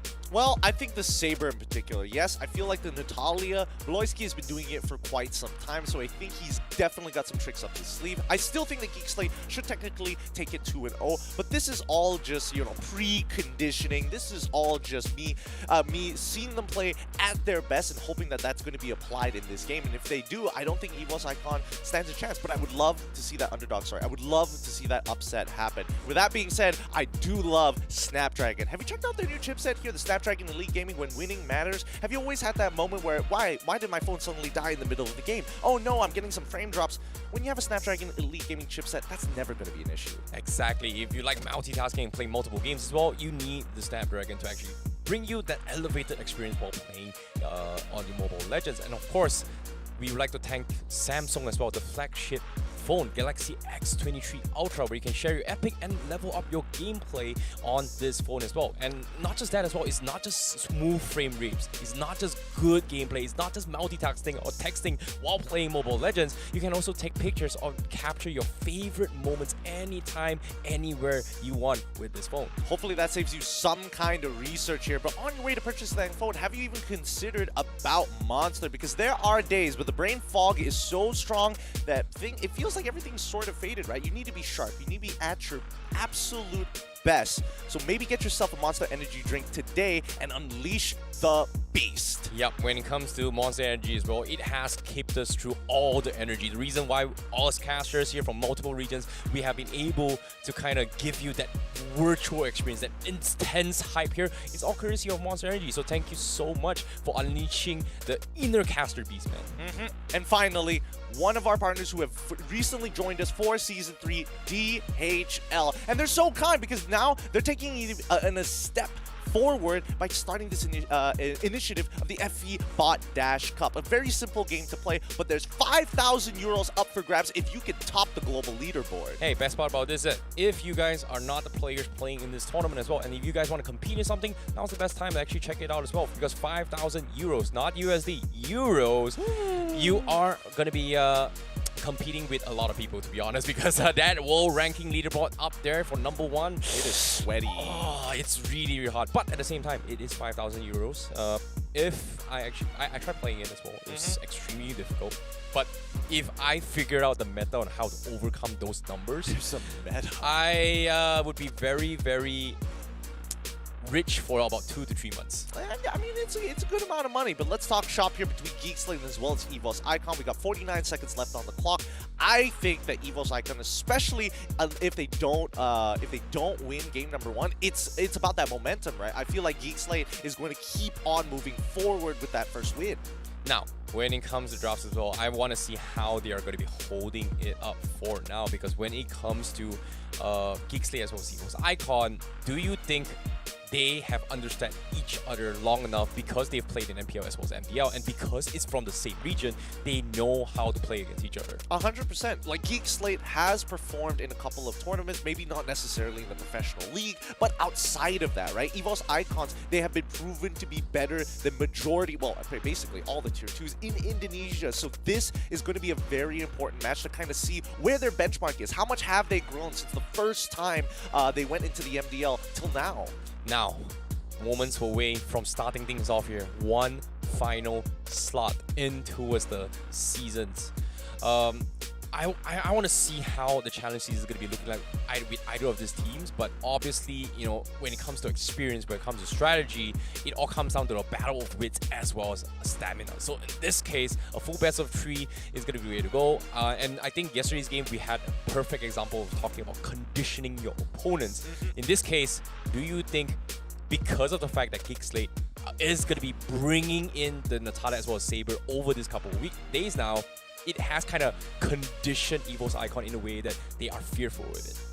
We'll see in the draft. Unless they ban it out, I don't think so, right? I think, you know, the draft itself shows a lot about where their power rankings in terms of heroes, where their priorities, what kind of strategies they're going to be looking for overall, right from the very beginning, right? And until I get that indication, I feel that both teams are going to play, I'm going to steal a term from other titles here. They're basically going to default, right? They're going to play their standard gameplay, something that they know naturally and instinctually. That way their coach generally doesn't have to think too far apart about the individual team mistakes and start really looking for that counter draft in game #2. See, that's the thing, right? When you mention default, I feel like when it comes to their playstyles, that's the reason why I actually voted for EVOS Icon. They have a much more solid default plan compared to Geekslate, but that's the thing, right? Different teams have different defaults, so I want to see how things go, because as of yet, the draft is on its way right from the get-go. Geekslate will ban off and respect the Kadida coming from EVOS Icon, but for Ramis, Melissa, 1-1 as well as Group will be banned off on this first phase for now. Interesting. So Geek Slate trying to make sure that they don't have potential flex picks in the mid support section, but they also get rid of Melissa. It feels that Geek Slate is a little scared of the AoE, or at the very least they want to play a hero that can get on top of the marksman. Potential Paquito, we'll see. This is all just speculation as we look over at EVOS Icon, waiting for them to finish up their very third ban, and they're going to bring it right down to the last one. Yes, Joy gets banned out. Now Kaja is still available. Arlott is also still available. Farmus Glue have been banned out. All the artillery mages are available. Geek Slate decide to go for this Mincetar straight away from the get-go. Man, I would say it's kind of bold. Personally, I'm not a big fan of the Mincetar first pick because based on the current meta, but Geek Slate is pretty much one of the very few that prioritizes it and plays it on the XP lane as a damage Mincetar, which personally, you pretty much win your 1v1 matches most of the time, but in terms of overall team fight, it feels very, very risky because it feels like Geek Slate once again is leaning on this fact that they just want to go all in, burst one guy down and just mess up, and this is something that they have repetitively done because they demonstrated this Saber composition as well as the Natalia. So it makes a lot of sense why they still want to play this playstyle by banning off the Melissa as an opening, but now EVOS Icon, how do they handle this? It is going to be the Frederick as well as the Valentina as a standard opening. Yep, so King's calling on Geek Slate's side, and technically King's calling on EVOS Icon's side as it can be stolen. It's a pretty big ultimate here, and based on what I've seen off of the MPL Indonesia, right, especially towards their playoffs, we did see an upsurge of Mincetar when it first was introduced. And I think, you know, that's the kind of playstyle and mentality that Geek Slate is walking into this, right? They want to have the best odds possible, and still, Mincetar is very, very flexible. It can go into the EXP as well as going into the roam. If you want to throw it into the jungle, I think that's like a little too far, but hey, some people like it. I can't deny them that. Geek Slate, they're going to be locking in the Lancelot for Hades. I think that is a honestly phenomenal pick for him. Now, let's talk a little bit more on the toolkits of what Mincetar can provide, right? Like, instead of, like I was mentioning from a Geek Slate's perspective where he does have habits. They do have habits on how they want to play this game, but in terms of opening up the options, Mincetar can't deny any kind of assassin junglers to try and flank the back. Like, you drop the perfect King's Calling, if an Hayabusa gets caught in it, it's pretty much dead in that regard. So it kind of stops EVOS Icon from going the kind of angle in that regards, but seeing that they've already opened up the Fredrin means that EVOS Icon, you know what, we're not playing assassins, it's okay, we play the traditional front to front. It might be a plan, but I feel like EVOS Icon will strive better by playing the, I would say, the tanky roamers rather than the flanking type of roamers. I mean, they're reliable, but is it necessary, right? I mean, looking at EVOS Icon's overall lineup, I think that the Fredrin is still in a position of flex. I feel like Geek Slate in this particular side, they are setting up for a team fight comp. It's very clear, but more so, it is leaning more into the attributes of sieging their opponent. So I'm thinking the Beatrix is going to get picked up here for the side of Geek Slate. And the fact that EVOS Icon conveniently showed that Claude, even it works with the game plan that Geek Slate want to actually provide.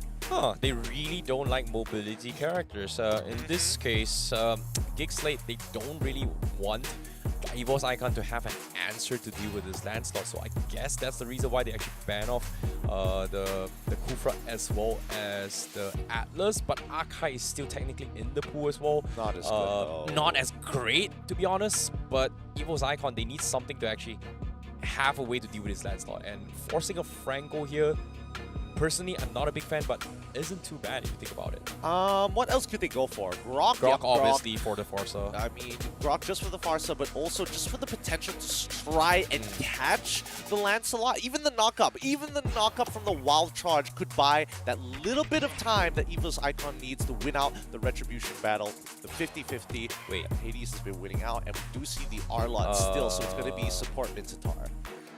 Okay, if I do recall correctly, a couple of days ago, they did play a Roam Arlott, right? Was it Geek Slate? Was it Geek Slate? I think it was Geek Slate that played the roaming Arlott and put the Mincetar at XP. Personally, I like the Mincetar on a roam position, but this kind of messes up in my head a little I bit. think you're talking about Bigatron Beta. Oh yeah, I think Beta, right? It was High who was playing the Arlott in the support section. I don't know if this is going to be the same case though. At the end of the day, it's up to EVOS Icon because Novaria. Oh, okay. Novaria gets locked in here. 15 times banned. 8 times picked, looking pretty decent. High damage, but unfortunately, we haven't seen a win on it on the English broadcast just yet. I have heard that it has a couple of wins on the other matches, just not here. Yeah, I want to see how it goes as well, because Evo's Icon, they do bring up this Novara, brings so much vision control, it kind of limits the options as well. I guess that's the idea, expecting maybe they could have gone for a Natalia pickup, but they were pretty much last pick, so I'm very surprised that they got away with it, but I want to see how they actually play around this, because in terms of setups, there's only the Grok and the Fredrin as the initial setup to actually chain towards the Astro Recall. I mean, we're making some big assumptions here, right? Because at the end of the day, the Novaria is going to try and open up the map. I want to see how she attacks the side lanes. I want to see how she's, timing her abilities to make sure she gets maximum effect, because that's the biggest problem with Novaria, right? You're waiting for her cooldowns half the time. Yep, ladies and gentlemen, without further ado, the final day for the SBS Open Finals here.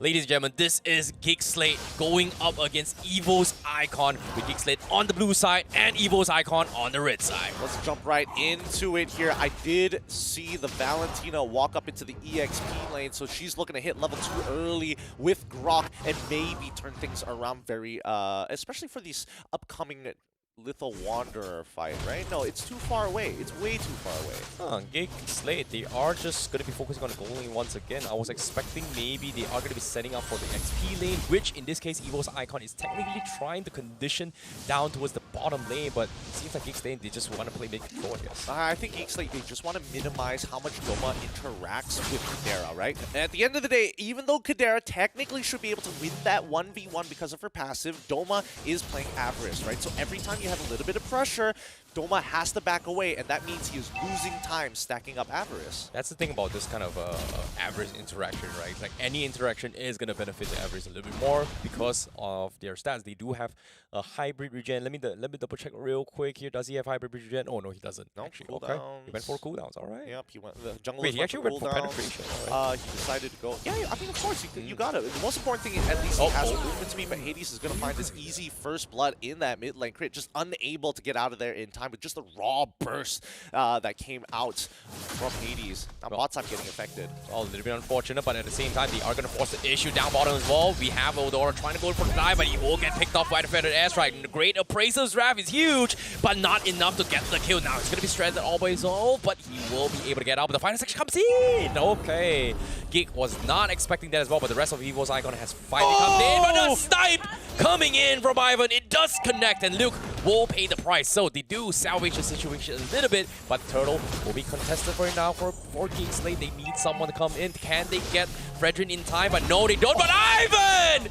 He gets the recall done again. Not once. He saves the day for Evo's Icon. 2 for 2 for Ivan right now. 2 for 2. Landing 2 impactful shots. 1 to get a kill. Oh my god. He nearly got a second one there onto Hades. You know, it's funny how he's able to get those shots, but it's not over yet. Sutsujin, what are you doing? Ah, boy, gets a very nice trade off. Hi, Hades. Is he going to die? And Crit will kill him off with the stolen Phantom Execution. Now he's going to get hooked back. Can he get out to safety? This is a mage we're talking about, but the regen comes in. He's buying so much time. Can he survive? No, he actually forces them to commit to this as well. He's still alive, and that is going to be his final downfall. But space has been created for topside. Yeah, this allows Ivan to kind of roam away from the mid lane, right? The mid lane gets cleared up. He instantly starts running towards the top side of the map. And now, unfortunately for Kadera, he's got to play a little careful, right? He doesn't expect to get hit by too many of these shots at the end of the day.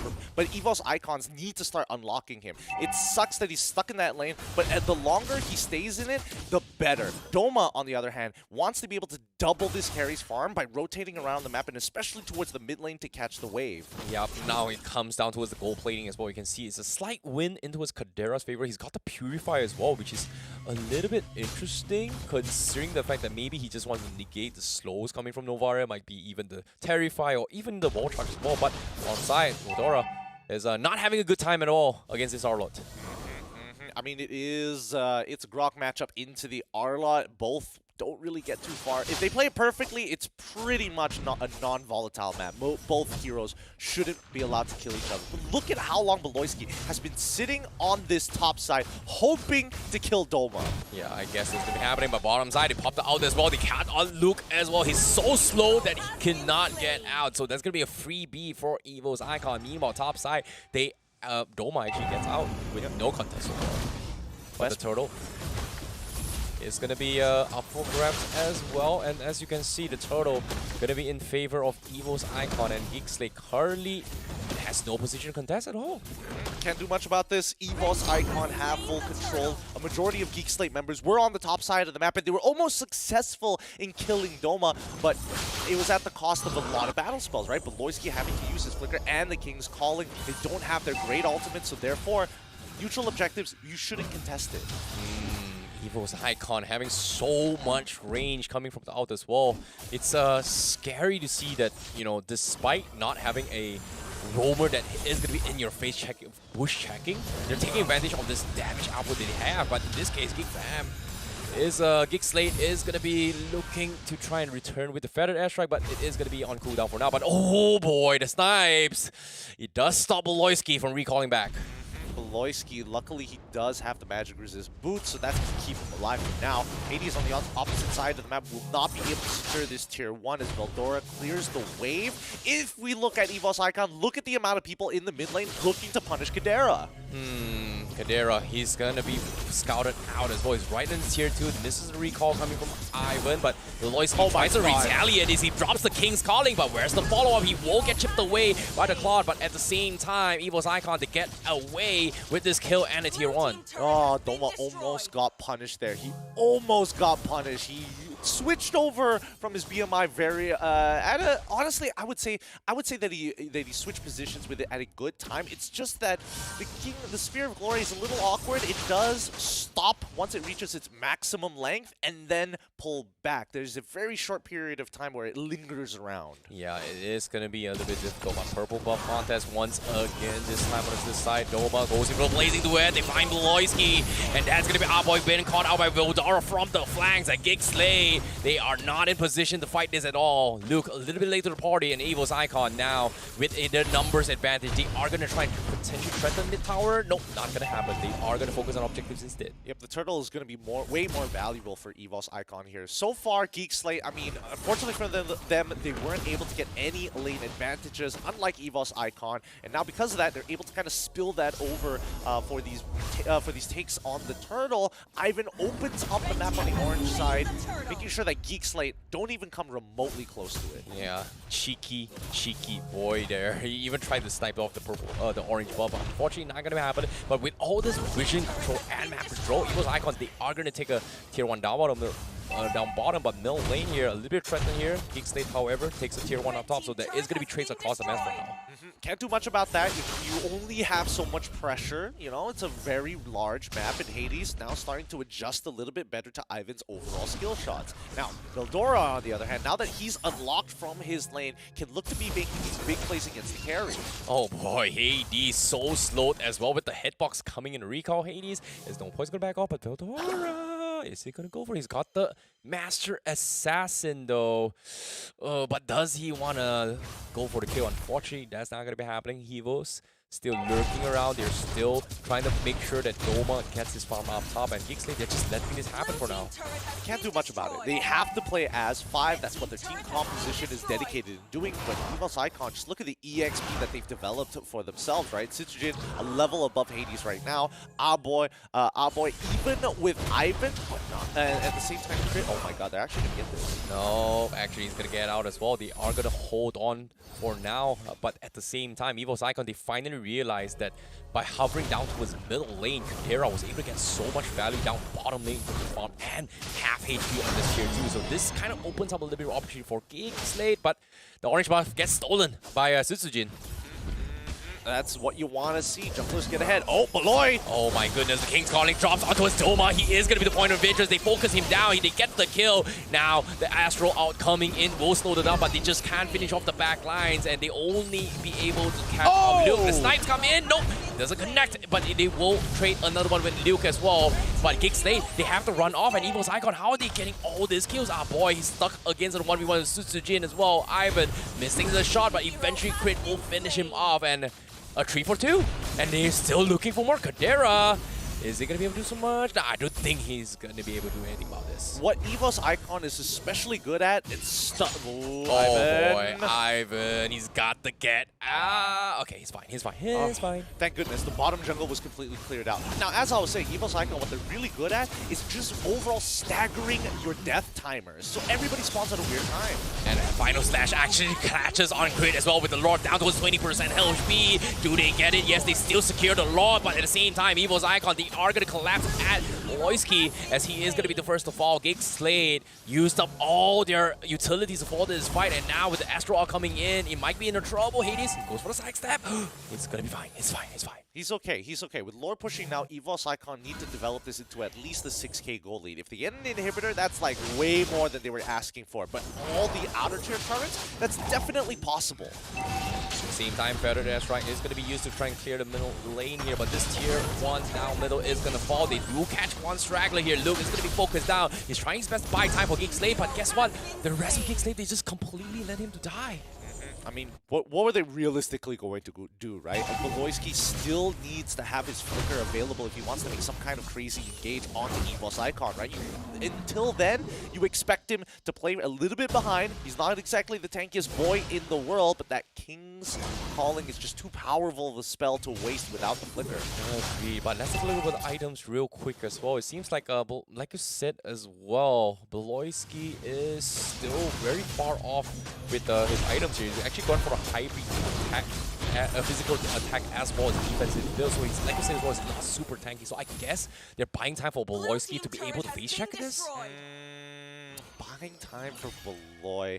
I don't think they need to buy time for Beloy, right? I think what we need is that carry to have that fourth item, to get that Winds of Nature, to be relevant in these fights and survive a blazing duet from Doma. I guess, but the Spear missing as well. EVOS Icon looking to knock on those inhibitors as well. They have this level lead as well as gold lead, but now they make a tap. King's Calling comes in, Beloyski. They focus on, boy, no, what, how? Feathered Airstrike was completely negated, and now Beloyski, they are going to get tagged in by EVOS Icon with Doma going to go for the kill. Hades tried to go for a kill. Unfortunately, he will get picked off by Doma. So that's going to be a 3-for-1 nothing exchange. That's for Novaria for you. You're standing still. Oh, boy, it's target practice time. Oh, boy, that is scary. Gig Slade, they felt like they had a little bit of hope, but EVOS Icon, they have bigger objectives on priorities, or clearer priorities in this regard. EVOS Icon didn't exactly get that 6k goal lead that we were looking for, but then again, they can still develop this even further. Geek Slate, hold on for now, no inhibitor losses, so they're not at a disadvantage macro-wise, they just have a lot less vision room to play. But let's look at that one more time, right? Oh, so we see that crit, we do see that crit decides to go and steal the feather, to try and make that play himself, but then Ivan, he notices, wait a second, that feather airstrike is gonna hit my whole entire team, and there's a very clear pathway towards it. He shoots him at max range and chunks him out completely. That's crazy. That is crazy for this, I would say Farsa. I feel like Aboy is not having the greatest game, even though it's got 6-3-0, but that defense looks really solid for Gig Slade. I think Geek Slate, they just need to adapt to it, right? Somebody needs to be able to face tank it, and I think in this case, it's going to be Luke.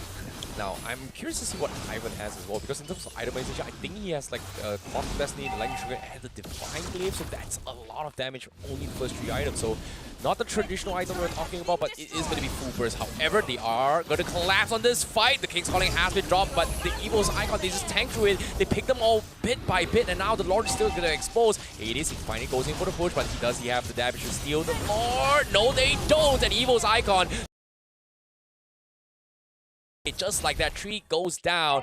The Astro Recall finds Luke as well, but Geek Slate, it's gonna be a tough defense for this fight. It really is gonna be a tough defense for them. I thought that maybe Hades was gonna pull it out from his pockets once again and win out that Retribution fight, even though he wasn't supposed to. EVOS Icon don't even give him that opportunity. This inhibitor will fall, and let's see if they can crack this base open. Yeah, with the Lord down to 100% here, Hades gonna be back in 10 seconds. It's gonna be 4v5. EVOS Icon, they are gonna try and make a play out of this though. Ivan doesn't have the Astro out yet, but they are gonna go for the final slash. Look, he goes in for the beginning here. They do burst down Ivan, a big catch coming in, but now EVOS Icon, they're stuck in this damage. It was Soul and Final Slash kind of make it this fight, but Geek Slate, they will be able to pick them off. Kadera somehow survives. He actually trades off with the Claude. So this buys them a little bit more hope, but Evil's Icon, he needs to back off Hades. He wants to fight Jin, but Doma is just so strong right now. He's just auto-attacking his way through. It all comes down towards a 2v2. Luke, he's going to try with better airstrike, but Doma, he doesn't have the cooldowns to back off in that fight, so that's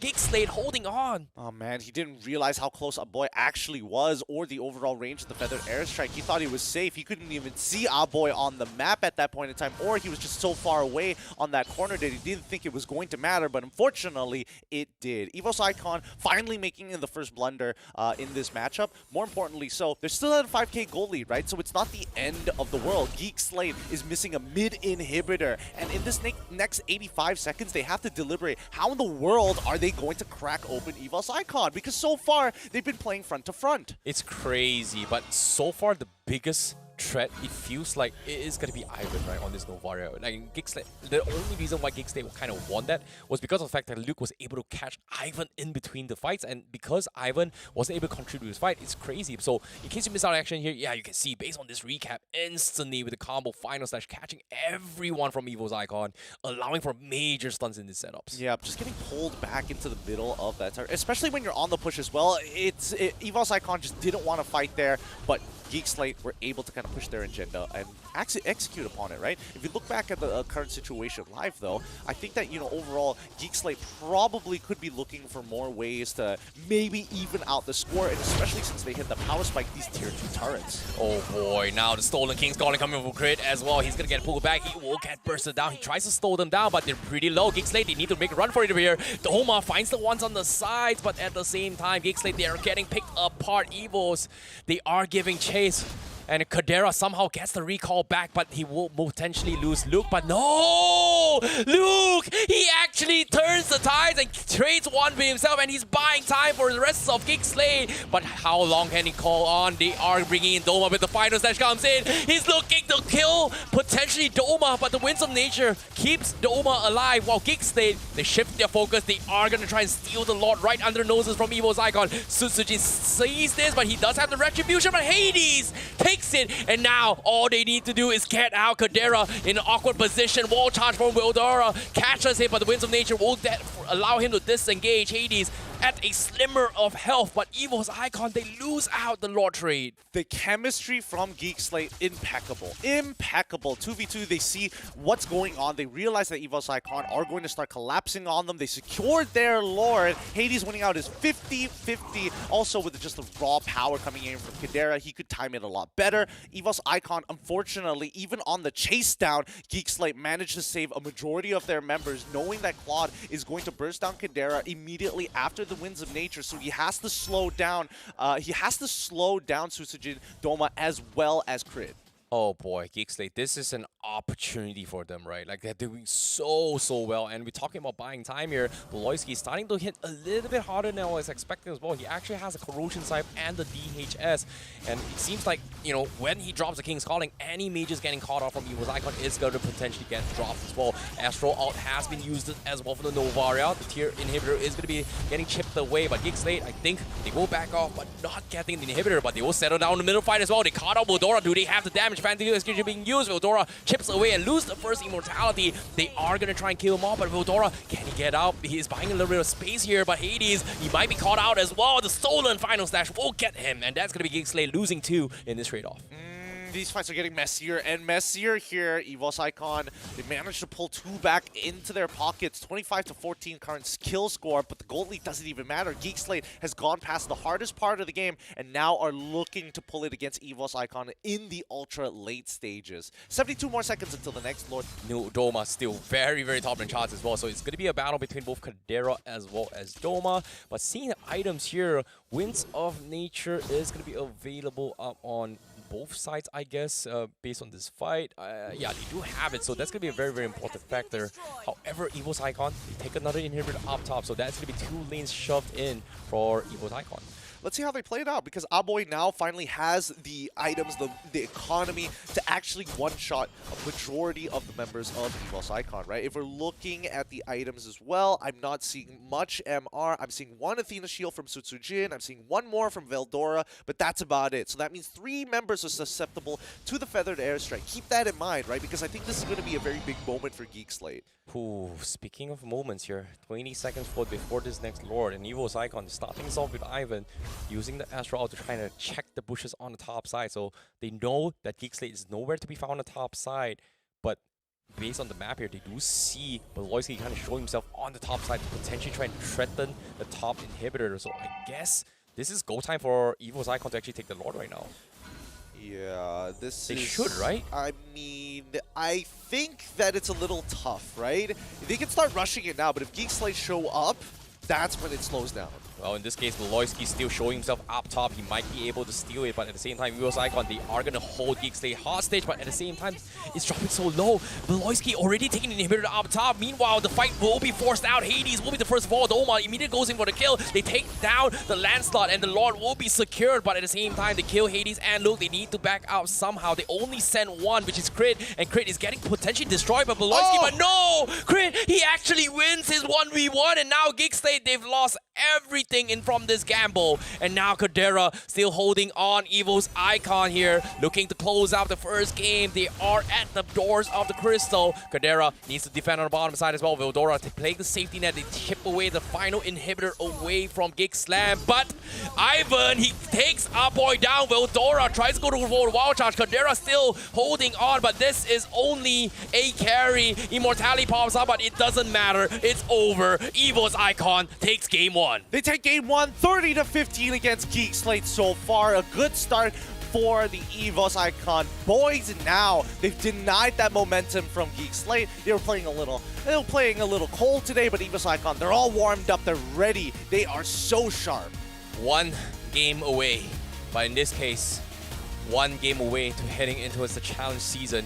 EVOS Icon very, very close to that dream. However, for Geek Slate, it seems like it's back to the drawing board for them, because they need to change up so much more based on how things are going down here. But so far, I like that they actually understood what the options were available, and they took a very risky gamble, and it just didn't pay out. Yeah, it came down to execution, right? Every time you're looking to kind of catch the Claude after he uses that first BMI, that's the best time that you could look for to punish a Claude. But unfortunately for Baloy, they got some good reaction times from the side of EVOS Icon, right? Every time you see Baloy go for that jump, flicker in so they don't have the time to react, they're already out of there. So it's a little difficult to execute. I can totally understand, but that means that they need to start changing up the draft. Again, Mitsutar as that first pick, very big question mark for me. They even still got the Arlott for themselves at the end of the day. I think that the draft answered from EVOS Icon here was very smart. I think the Novaria, we should have suspected that a little bit earlier, but I think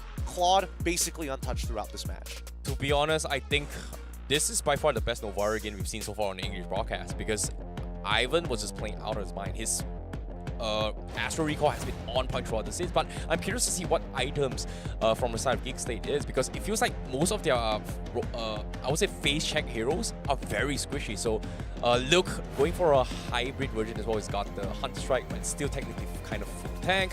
Hades, hybrid as well. And then Beloyski actually having 1 tank item only. Huh.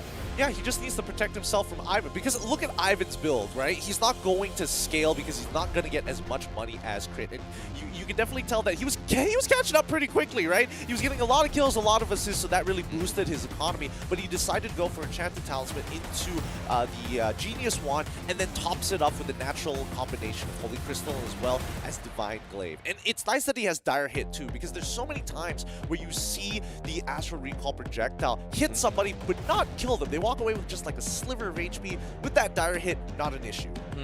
Yeah, I'm curious to see. Actually, now that you actually bring out a very, very solid point as well. But personally, to deal with the Novaria, I'm not a big fan of this Athena shield. I would prefer the Twilight Armor a little bit better. But if they actually go for the Twilight Armor, that means Valentina is gonna free reign. So forcing to go for the Athena shield was a kind of very nicely a soft low blow coming from Evo's Icon in terms of itemization. They probably could have paired it up with one more thing, maybe a Radiant Armor. I think the Twilight Armor is a little hard to justify as well, considering what we saw from Evo's Icon. But overall, if you look at the stats, gold per minute is looking good for Doma, damage per minute is also looking good for Doma. Veldora taking so much damage, but he's quite the playmaker, right? Whenever he rotates, you can kind of see where he wants to initiate, and as soon as you think of it, he's already done it. Yeah, it's so quick as well, but when it comes to Veldora, I feel like his Grok is just a big nuisance. And if you think about here, Geekslate, they had no way to ensure the Farsa was able to do his own thing. But nevertheless, let's talk about the MVP of this match. Is going to be none other than Doma on this cloud from Evo's Icon. Perfect execution, great blazing duets thus far, catching the right targets multiple times here on the sides. Yep, and that's the thing, right? When I said that Claude was basically untouched, yes, he died a couple of times, 2 times in a matter of fact, but more importantly so, he's able to kind of shred the entire comp of Geek Fam without really getting punished. And the only person who can do that is going to be Beloyski. So that was Doma's main concern. Second concern, the Feathered Airstrike. As soon as he sees it, he's got to keep in mind if Beloyski has his ultimate to get in and out of the fight without just, going into the fight. Oh no, that's the King's calling. How do I play this? Pop the sprint and maybe outplay it? A little tough. Yeah, but at the same time, there's just so much on Geek Fam's plate that they needed to handle in terms of that regards. But Doma, he definitely played it really well. He was able to win his find multiple timings to actually punish the rotations of Geekslate with his blazing duet. He was able to actually get a couple of solo kills from time to time when major clashes is happening. And in the midst of the chaos, he's actually picking up multiple heroes one by one, and he was able to salvage that one small mistake coming from Evo's Icon down towards the middle turret, where the big final slash came in and just swept 4 players and taking away Ivan in that fight. Yeah, and Doma was able to kind of help Evo's Icon kind of recover and not take that much damage. At the end of the day, they did have to sacrifice a couple of out-of-tier turns, but you can definitely see the problem, right? Beloyski, he tries to go for this big King's calling, and as soon as Evo's Icon spots him out on the map, they start dispersing. They know that they cannot just stick too tightly, if not, they're all going to die. Yeah, and even this fight as well, the opening coming from Doma, he actually held on to Blazing Duet. And normal circumstances, if you drop your Blazing from get-go, teams will immediately try to react to it, but when they couldn't, he just auto-attacked his way through, so that got him a lot of free value. So Geekslate was definitely disrespecting the power of what this Cloud can actually do because of this hybrid tank playstyle, right? So you're not exactly full tank, and you are susceptible to be killed by marksman very easily. I would agree with you in that for that sentiment, but I think that Geekslate, at the very least, even though they realized that the composition wasn't exactly the easiest to pull off against what Evo's Icon had, they still were making some smart macro decisions, like pulling attention into the side lane. Beloyski, honestly, the fact that they got to push that far out, forcing one of the members, I think it was Crit from Evo's Icon, had to recall very early on and then allowed Geekslate to 4v4. But then the problem became that much evident, right? Nobody technically could stop the Claw. Yeah, to be honest, when it comes to MVP wise, I feel like Evo's Icon, they definitely deserve game number 1. I felt like not just Claude was the MVP, right? Not just Doma was pretty much the MVP. I feel like Ivan really kind of set up the earlier tempo for Evo's Icon very well with his Astro Recall. It's not just multiple times now. Yeah. He throughout the entire, I think, first 5 minutes of the game, he was just he stole the turtle. That's the biggest wow factor. He got a very sick kill down bottom lane, and while this is happening, most of his Astro Recalls was actually connected of low HP heroes denying their recalls, which kind of makes so much space on a macro aspect of the game, which is crazy if you think about it. I mean, it slows people down a lot. It's the worst feeling in the world. It's like, okay, if I just recall right now, I'll get my life back, get my mana, walk back into lane, everything's gonna be okay. And somebody messes with you, oh, I get so frustrated. And I think that's the same feeling the Geekslate is having right now after getting consistently hit with that many projectiles. Need I remind you that whatever I've just explained, it's very good at punishing timings on your opponents, but extremely difficult to pull off because the skill shot on Novaria is visually it allows your enemy to scout out where it's aiming at. So technically, it's still very hard to aim on a long distance shot. Yeah, I mean, I think that at least with Geek Slate, right, you could see in their movements, they're not walking in straight lines after dying a couple of times in Novaria, right? They started implementing stutter stepping, they started implementing sidestepping whenever they had the opportunities, just in case, especially if they know that Ivan is in the vicinity, not necessarily visible, but you'll feel his wrath if you just walk straight. Yeah, it's crazy. It's really, really disgusting to actually see his play. However, you know, seeing that on this English broadcast, I feel like that's the best Novaria I've seen so far. And it's only been, what, 3 days since its release on the official tournament game. And when it comes to the actual hero being released, about 2 weeks thus far. So I feel like that is a masterclass of a Novaria. I've not seen anyone play it at that level, but over time we will see more. But this is, I think, the benchmark for other teams to kind of say like, hey, maybe this is actually how you play Novaria. Can we get somebody with like 100% snipe rate, hit rate player to actually play it? 100% snipe or a rate B-Trix player that actually played it. You know? I don't know, man. I mean, yeah, sure. I guess that's one way of looking at it. I feel that like, even though it is a win, it's still a support Novaria, not a mid lane Novaria, right? It's a very different playstyle where you can constantly put pressure upon the map rather than just focus on, oh, I'm just going to sit in lane, wave clear, sit back, wave clear, now I'm going to move. It kind of opens up that double mage roam would be the kind of the meta. It has been in speculation for a couple of seasons now. Once in the Blue Moon, we do see teams kind of adopt this playstyle. But so far, you know, Evil's Icon making it so convincing, and it's really rare to see this be completely dumpster, because I was expecting Geek Slate to have a little bit better in terms of early aggression when it comes to face checking or just overall just dominating map presence, right? I think that is also due to the new rotations that they've been implementing, right? Having your mid laner go with the EXP, hit level 2, and then walk back into the mid lane, while at the same time, your support takes the entire mid wave, hits level 2, and then immediately is like, I don't need to be here anymore. It's all about making impact as soon as possible. I guess it comes down to just, you know, enabling your XP laners, right? When it comes to the current meta trend in terms of first rotation. So I think this is something that you guys actually we kind of discussed as well as noticed between some of the teams in terms of prioritizing those first openings, right? But now, seeing the bans here, Novaria still kind of just in there, kind of just completely ignored, but Evil's Icon, they will take a step back to actually ban off the land slot, showing respect. Geek Slate this time letting the Kadita through comparing to game 1. I mean, they're on red side, right? It's the onus is not on them. They can counterpick very, very easily because Evols has that first pick. But the question is, what do they want to give over? Geek Slate, yes, they ban out that Claude because their initial game plan was correct. It's unfortunate that there is a hero that kind of bypasses that. It's difficult and very, very slippery. Evo's Icon, now this first pick is going to matter a lot. I don't know if they're going to get the Mincetar like Geek Slate did in game number 1, but I feel like if they go for the Valentina opening, you can't go wrong. I think going Valentina is definitely a safer bet here, but at the same time, I felt like the Mincetar throughout the entire game was a little bit underwhelming, but at the same time, because it was first pick, maybe, just maybe, you know, Evo's Icon was drafting a composition to deal with the Mincetar, but it didn't felt like that. So it feels like they have a little bit better idea on how to deal with it because of it, but Evo's Icon, they're not going for the Valentina. They're going to go for the Fredrin again. I mean, this is one of Sutsujin's main heroes, right? Every time we've brought him up in terms of the stats, Fredrin is very closely associated. Geek Slate, once again, going to be going for the Mincetar. Now, what's great about the Mincetar's King's Calling, it stops all dashes, right? And let's really think about Fredrin. He's got 2 active abilities, he's got a taunt, and he's got his ultimate. The ult can only be used once he has max combo points. So think of it this way, right?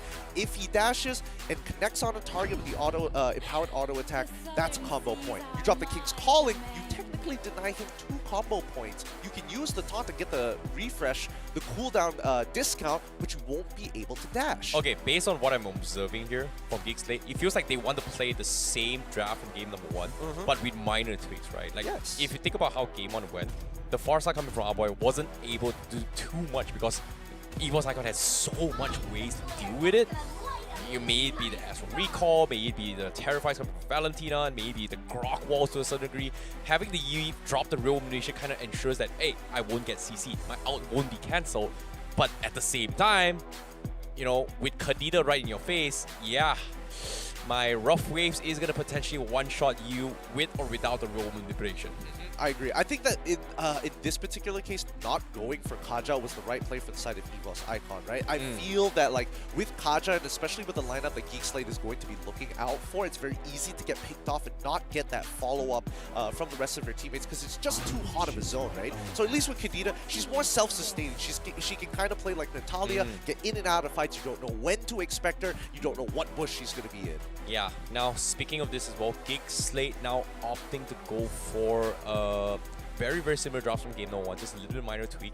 But I don't think Novaria will be picked from EVO's Icon again. It might happen. It might not. That's the big problem for me right now because I talk about this when it comes to conditioning, right? Because they're just like, hey, they're going to play Natalia. Oh, wait, they might be going to Saber. It has this mental picture that, hey, might be something that Geeks Slate can play. But after seeing how game 1 hand, double mages is something that EVO's Icon has leaned on a lot. And even on the stats here, they have played Kadena. They have played, I would say, now with the Novaria as a roam, so it kind of showcases that EVO's Icon is very comfortable in double mage compositions. Well, let's see whether this is going to be that same case, right? Again, it's one of those things where it's like, oh yeah, you see the Eve, technically you can pretty much look for that big one-shot, but the shield comes into play, and then you have to recalculate the numbers, and then you have to start talking to Kadena as well. I think that's a lot of work. We'll see whether or not EVO's Icon wants to put that work in, but Geek Slate going to be banning out this Valentina to ensure that they at least don't start stealing abilities. This is interesting, but at the same time, again, you know, Kickstand, they're just adopting to see. It's clear tells that, hey, we want to play the exact same playstyle from game number 1, but this time we are gonna ban off heroes that annoyed that draft. And in this case, the Grok was annoying. The wall charge was extremely annoying. Valentina with the Terrifying and the stolen King's Calling and stolen Final Slash coming in from crit has kind of annoyed the heck out of Geek Slate multiple times from game 1. So this is just showing respect onto him. And EVO's Icon this time, they ban off the Harif as well as the carry. I'm surprised with the carry, but the Harif as well though.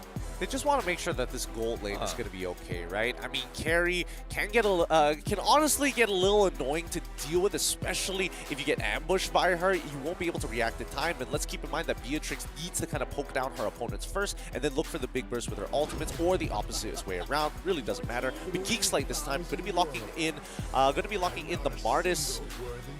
What is he hoping to get here? Is he hoping that he's able to start the team fight and start getting kill resets with a Decimate? That's probably it, right? Or more so just to be able to kind of face check these brushes without getting CC'd. I think it's more like they just want to go for a tanky composition that can actually deal with the Kadena. So like if you have 3 heroes, like 3 of them having Radiant Armors or even Curse Helmet to a certain degree, you can kind of block somewhat of the Kadena's one-shot, I guess.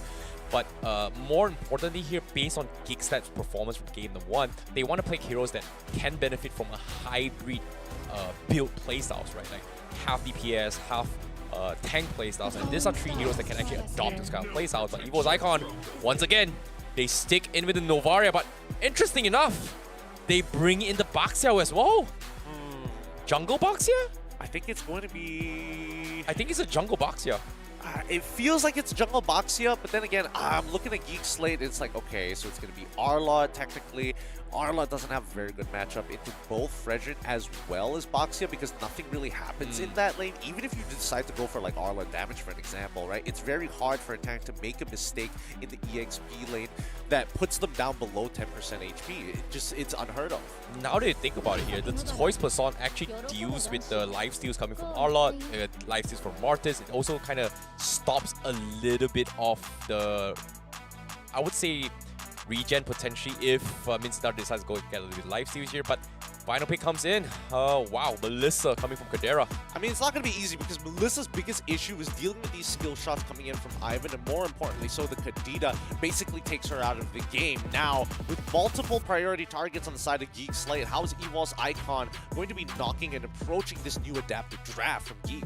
Now, when it comes to the playstyles here, I feel like EVO's Icon, they do have a little bit more of a safer approach because they are comfortable with this draft. But Geek Slate, once again, they don't really have a good answer to deal with the back lines, especially for the Boxia. But of course, when it comes to mobility, they have all the ones in the world. So it all comes down to whether or not Beloyski is able to enable himself on the spin start compared to what things happen in game 1. I think it should be a lot easier, right? A lot of the characters are pretty immobile. A majority of them are going to be either long range or already in your face, right? So I think for Geek Slate, pulling apart the composition from Evol's Icon, having the front line overextend while the back line can't keep up with that sort of tempo is probably going to be the game plan. Well, it is going to be a do or die for Geek Slate. However, ladies and gentlemen, here, this is going to be the final series for the first Open Finals. In this case, Evo's Icon one step closer to actually taking the series and making it into the next phase here. Evo's Icon gonna be on the blue side and Geek Slate on the red side. Game number 2. All right, let's see how these lane matchups are going to go. Both junglers starting on the top side of the map, and oh no,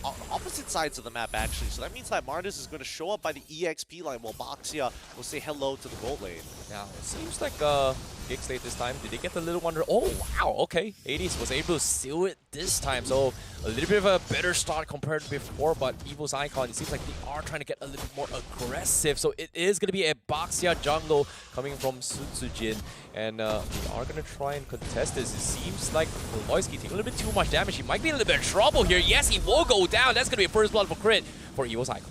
Yep, and Beloyski, unfortunately, having used his flicker very early on into the engagement, finds himself at odds against Evo's Icon, and so far, pretty good from Evo's Icons, right? Their early game has definitely been quite the standout for them, especially for these MDL teams. Yeah, I think that's the thing about Boxia, right? Like, because of his shield, his second skill coming from Boxia, you can technically keep on spamming it all the way through in your pre-level 1. It gives you a little bit, the shield unity kind of gives you so much mobility and rotate in between lanes, which gives you like a one step closer or faster compared to Geek Slate. So I guess this is just, you know, Evo's Icon trying to dictate the momentum and Geek Slate kind of stopping it. But with this first turtle in play here, Hades should be getting aggro a little bit here, but Evo's Icon is already dead. They drop the Astro out as well. Here comes the two-man taunt. They are going to force the issue. Hades does have the Ashura, but does he win the retry battle? No, he does not. He misses by an inch, and Sutsujin will steal it away. Aboy getting picked off as well, but look at this. Sutsujin just manning up with his Boxia. They back away. Oh, Hades. Oh my god. Health. He doesn't have enough gray health. Oh no. Can he get out? Wait, hold on. Keep your eyes on Ivan here. He might be able to do this. I think they're going to try and kill him off. Now, oh my goodness. They do have the damage and they will pick him off in tier 2.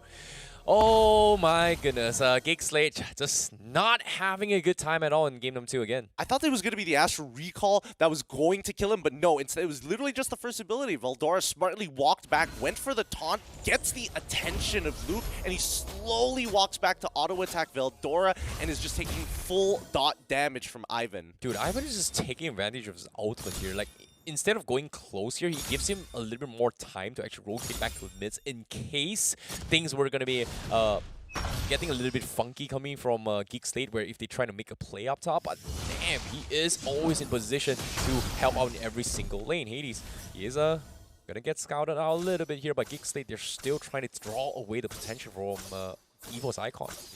Kadera, he's just going to be sitting in lane for a lot longer. Doma on the other side, pretty much exact same problem. They can't seem to crack each other's turret just yet, but it's still early, 3 minutes into the game. No, they're not going to be able to hit this, right? Yeah, they're basically, the mid lane as well as the jungle are basically playing around Beloy, right? They're looking for this pick. Yeah, Beloyski needs to land the sickest hook ever, but in this case, this spear is going to be very difficult because he's going to get scouted by Crit. Oh my goodness, he is half the tankiness here. King's Calling comes in. It is going to stop Crit his way here. But at the same time, can he get out? He gets the regen in. Beloyski forced the flicker out there. But the rest of Evo's Icon, they want to extend the fight by Veldora. He made a mistake. He got pulled back by the final Dash, and he is going to die. Beloyski finally getting died on by Sutsujin, so they trade 1-for-1 though. A little bit unfortunate that that went into Geek Slate's favor, considering that Evo's Icon basically have full control, right? Turtle was spawning, and now Geek Slate have turned the tides and are in control of the map. Hades will be able to secure this turtle, no problem. That equalizes him in terms of EXP against Susujin, and by the next clear, he should be at even level. Yeah, this is smart. This is smart. Understanding they do not have the ult here, but Doma, he's gonna try and man up against Kadera, but from behind, Crit, can he go for the finish the wall? The gold weight keeps him momentarily alive, but Crit, he doesn't commit to the kill. Nice movements coming in from Kadera. I mean, Crit, he wants... Oh, he knew. Oh, no. I would get no! That's unfortunate. The timing just could not have been worse. Half a second off there. Half a second. Loses his flicker in the process. Damn, Kadera is on Ultra Instinct right now, but hopefully he will be able to scale back into this game. But now King's Calling coming from Voloisky. They are going to try and force Doma in, but they don't have the damage. He missed the spear, and here comes the counter snipe. Suzujin on the shield unity. Doesn't want to continue this fight. Oh boy, they're going to be backing off here for the time being. Speaking of boy, what is he doing all this time? Currently, he's got the Ice Queen's wand finished and below in terms of gold as well. Looks like the landing phase may not necessarily be as good as I thought it was. This is gonna be close as well, but Kadera looking to win this 1v1 once again. Doma down to half HP, so this is a good time for Kadera, and you can see movements coming from Geekslate. They are gonna try and prioritize on this gold lane, and Crit does scout this out. Evo's Icon gonna play this a little bit safe here. Geekslate, they want to try to set up with Hades, but I don't think they can as well. Evo's Icon was gonna be staring them. But once again, they're shifting down towards the bottom lane. Suzuki scouts one. Here comes the snipe. Beloisky taking a fat chunk of this damage, and Evo's Icon giving chase, but nothing major is happening. Here comes the ult coming in. They've got the slow. Doma got the snipe as well. Aboy taking the full run as well. He needs to get out. Finding problems to flicker. Finally gets out of it. And that should be all on this trade-off. But top side, look, wait a minute! They are going to go for 1v1. Okay. Very, very close calls here, but Veodora, is he going to go? Nah, that's fine.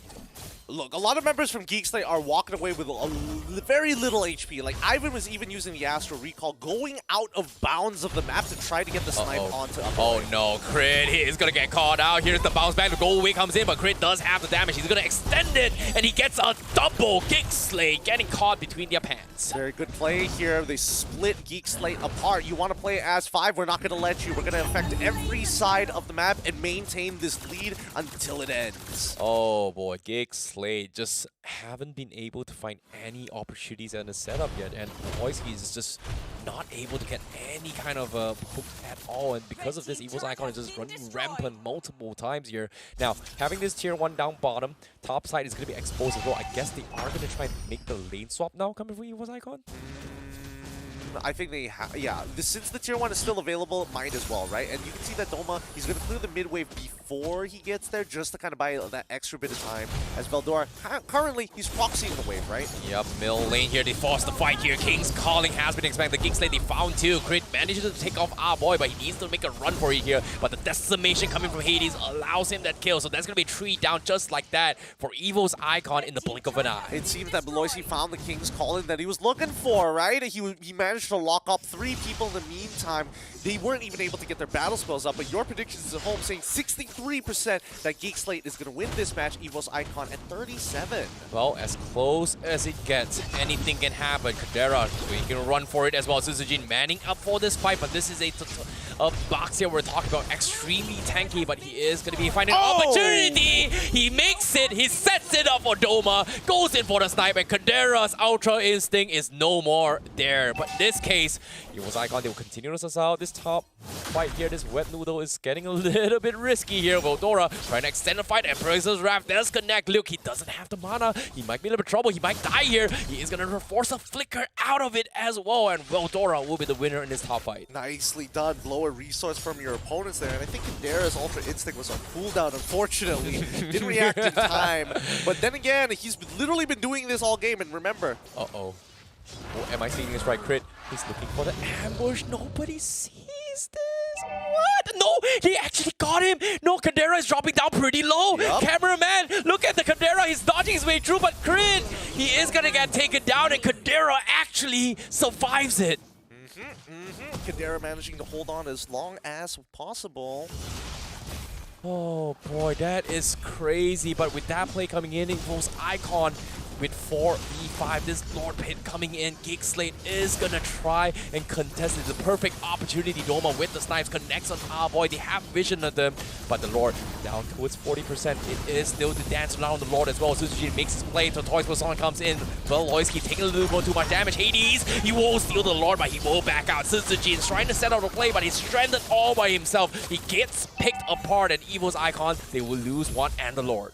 They get the Lord on their side. Geek Slate now having a really good opportunity to start taking this lead and locking Evo's Icon out, because right now the front lines are doing well, but eventually they're going to start scaling down, and in terms of range, you don't have that. Geek Slate, unfortunately, on the other hand, they can sit there for days. They are waiting for Evo's Icon to make that very first move. Oh boy, now Evo's Icon, they are going to be in a little bit of backseat here. Geek Slate, they finally adapted to this Novara and Kadita playstyle, so eventually they need to try to find a scale this way, and with this Lord coming in, Rodora going to be caught out. They force a flicker in, but the models is still making work onto it as well. The Praiser Wrap finally drops, but they are still going to kind of commit to this. Rodora getting chunked away here. The Real Revolution will finally take him down, but Beloisky in the back lines, and the King's calling. They catch two.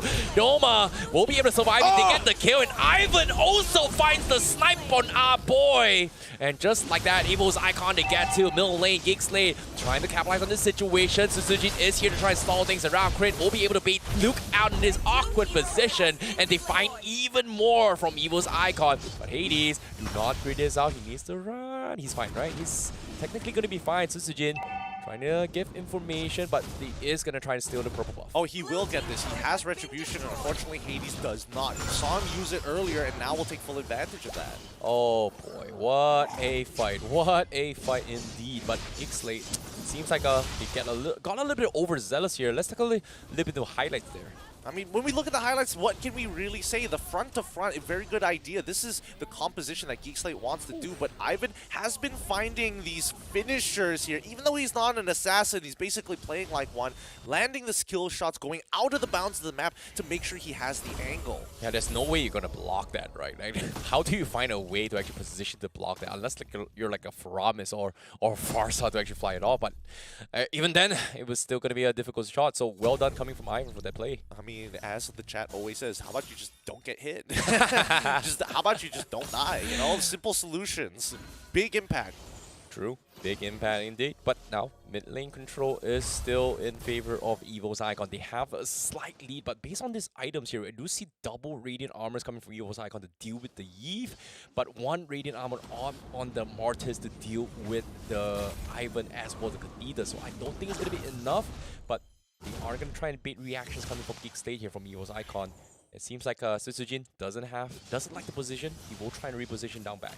It sounds like a good idea here, but Geek Slate currently are up in tempo, right? Top side is slow pushing, bottom side is slow pushing. The Loisky is sitting by that top side just in case anybody wants to show themselves. And now Beloy is going to hard shove this because with the Lord already up, they need something to fight for. And if they can pull away one member from the side of Evo's Icon, that's going to be a win. A 4v5 is always a good advantage. Oh my god, same scenario from game number 1, but this time Beloisky showing himself up top to shove the lane, and in this case Geek Slate, they are going to try and take aggression away to buy time for that play. Evo's Icon, they're not committing the play yet, but they do have the vision. They suck out 3, but boy! Getting sniped, not 1 but 2 shots coming in from Crit as well as Doma, dropping him down half HP. He is going to try and soak his health with the Ice Queen 1 spell vamp, but I don't think it's going to be enough. Lord down towards half HP here, and Beloisky finally joins the rank, but he gets scouted out by Crit. He's going to get bursted down, but he needs a flicker, but he flickers the wrong direction. He will eventually die, but he's going to try and make space here, but the Lord down towards really, really low, but who gets it? It's going to be Sutsujin from Evo's Icon, and now the Astro All comes in, slowing them down. They're looking for the snipes. Boy, dropped him with 1 HP. He will survive and dodge the second snipe, but they will lose Hades in the process. Unfortunate for Beloisky. The interception by Crit was a very good option just to make sure that the King's Calling wasn't going to start affecting the neutral objective itself. Get that fight fight started in that mid lane, go and try for the pick, even if you've got to blow resources here. A lot of trust because Sutsujin still has a level ahead of Hades, so naturally his retribution is going to be bigger, and naturally he should be winning out these fights. Oh, this is really, really hard to actually watch here, but with the Lord coming in on bottom side here, tier 2 is going to be exposed, and meanwhile, Evil's Icon, they've got so much room to work with, but in this case, getting Scout out for crit means that Geeksland will have a rough idea unless they actually force the issue. Slow comes in, it is going to set up two-man stun as well. A shot coming from Recall drops them low enough, but will be enough to set up for this Lord push here because Evil's Icon, they're looking for more, but Loyalty takes a little bit more damage, but here comes the drop! They do go in for the fight, and the Rough Waves comes in, they do burst, and now Aboy somehow survives it, but Doma will chip away the turret here, but Evos, they want to go for more! Veldora with the appraisals! Raph finally finds Aboy, but can he get out? He doesn't, but at the same time, the damage has been done. One inhibitor fall, the second one to come, Kadera! Not even able to do anything because of the Astral Recall. Sutsujin getting caught out, but he's going to be able to get out. But Doma finds Hades, and he's going to go for more. Now here comes the snipe, Kadera. He sidesteps his way through, but Doma is threatening Crystal. He's looking to close the game here, but Geekslate, they can't do much. And Kadera, once again, taking the shot. Coming in from Evos. Man, both of these guys are just not missing too many of the shots. The backline is taking so much damage. Initially, I thought they were going to slowly, like Ivan was going to slowly poke down the front line, maybe put Arlet out of the game. But no, instead, he's just purposely going out of bounds, abusing that Absolute Recall to open up angles not accessible to a majority of heroes in the game, and have been looking, getting Beloyski low. Sutsujin is going to get pulled back as well. Can he survive this? He's got the Totoy spawns, but at the same time, the Fire Slash comes in. He's going to survive! Crit! What a monster! He fights 3! He gets the triple kill! And just like that, Geekslate, they're slowly crumbling. They might lose it all. 5v2. It's up to Hades, and look at Evo's Icon. They are going to try and protest this, and they won't get it all. They're all dead. It's a wipeout, and Evo's Icon are your next team to qualify to the challenge season. Let's go! Evo's Icon winning out their Ascension match, getting the qualification, a dub over a Tier 1 MPL team. Keep your eyes close on these boys. They've got so much potential. Oh my goodness. What a way to close up the Open Finals. Evo's Icon taking a clean 2-0 sweep against Geekslate in a very, very convincing fashion. There were a lot of scary moments in there, especially since Geekslate, and as well as that King's Calling being a deadly, deadly spell, Evo's Icon still triumph at the end of the day, landing pretty much every single skill shot. Open up the map, giving no space for Geek Fam to fight unless it was in a choke point, or unless Evo's Icons decided to let them have it. A very, very difficult composition to play here, with both the Astral Recall as well as the snipes coming from Beatrix here. Two very, very difficult skill shots to hit, and when it matters most, and I mean not even the moments that doesn't matter, every single time Evos hits the right targets, everyone from Geek Fam had no choice but to back up. They're giving away so much space, and it's just crazy, you think about it. This is a poking composition, right? And this is a poking composition that has significant range that most of the time you're not going to be able to react to, or even if you try to preemptively think about it, it's just a constant nuisance to deal with. Ivan just throwing out those projectiles from the Astral Recall.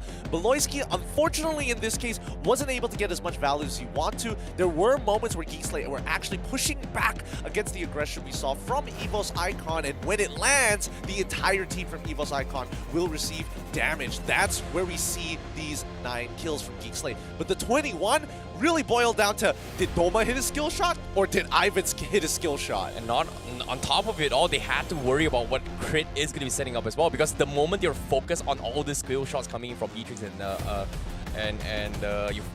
Novaria, Crit just came in the right moment, and you could see Geekslate was just like, oh wait, there's a Kadita. Oh no, we messed up, and it just got completely deleted from the game. And it's scary considering that there's so much things they have to worry about. And technically, based on the drafts coming from Evo's Icon, it's beautiful in theory, beautiful in terms of strategy. It's but extremely, extremely hard to pull off.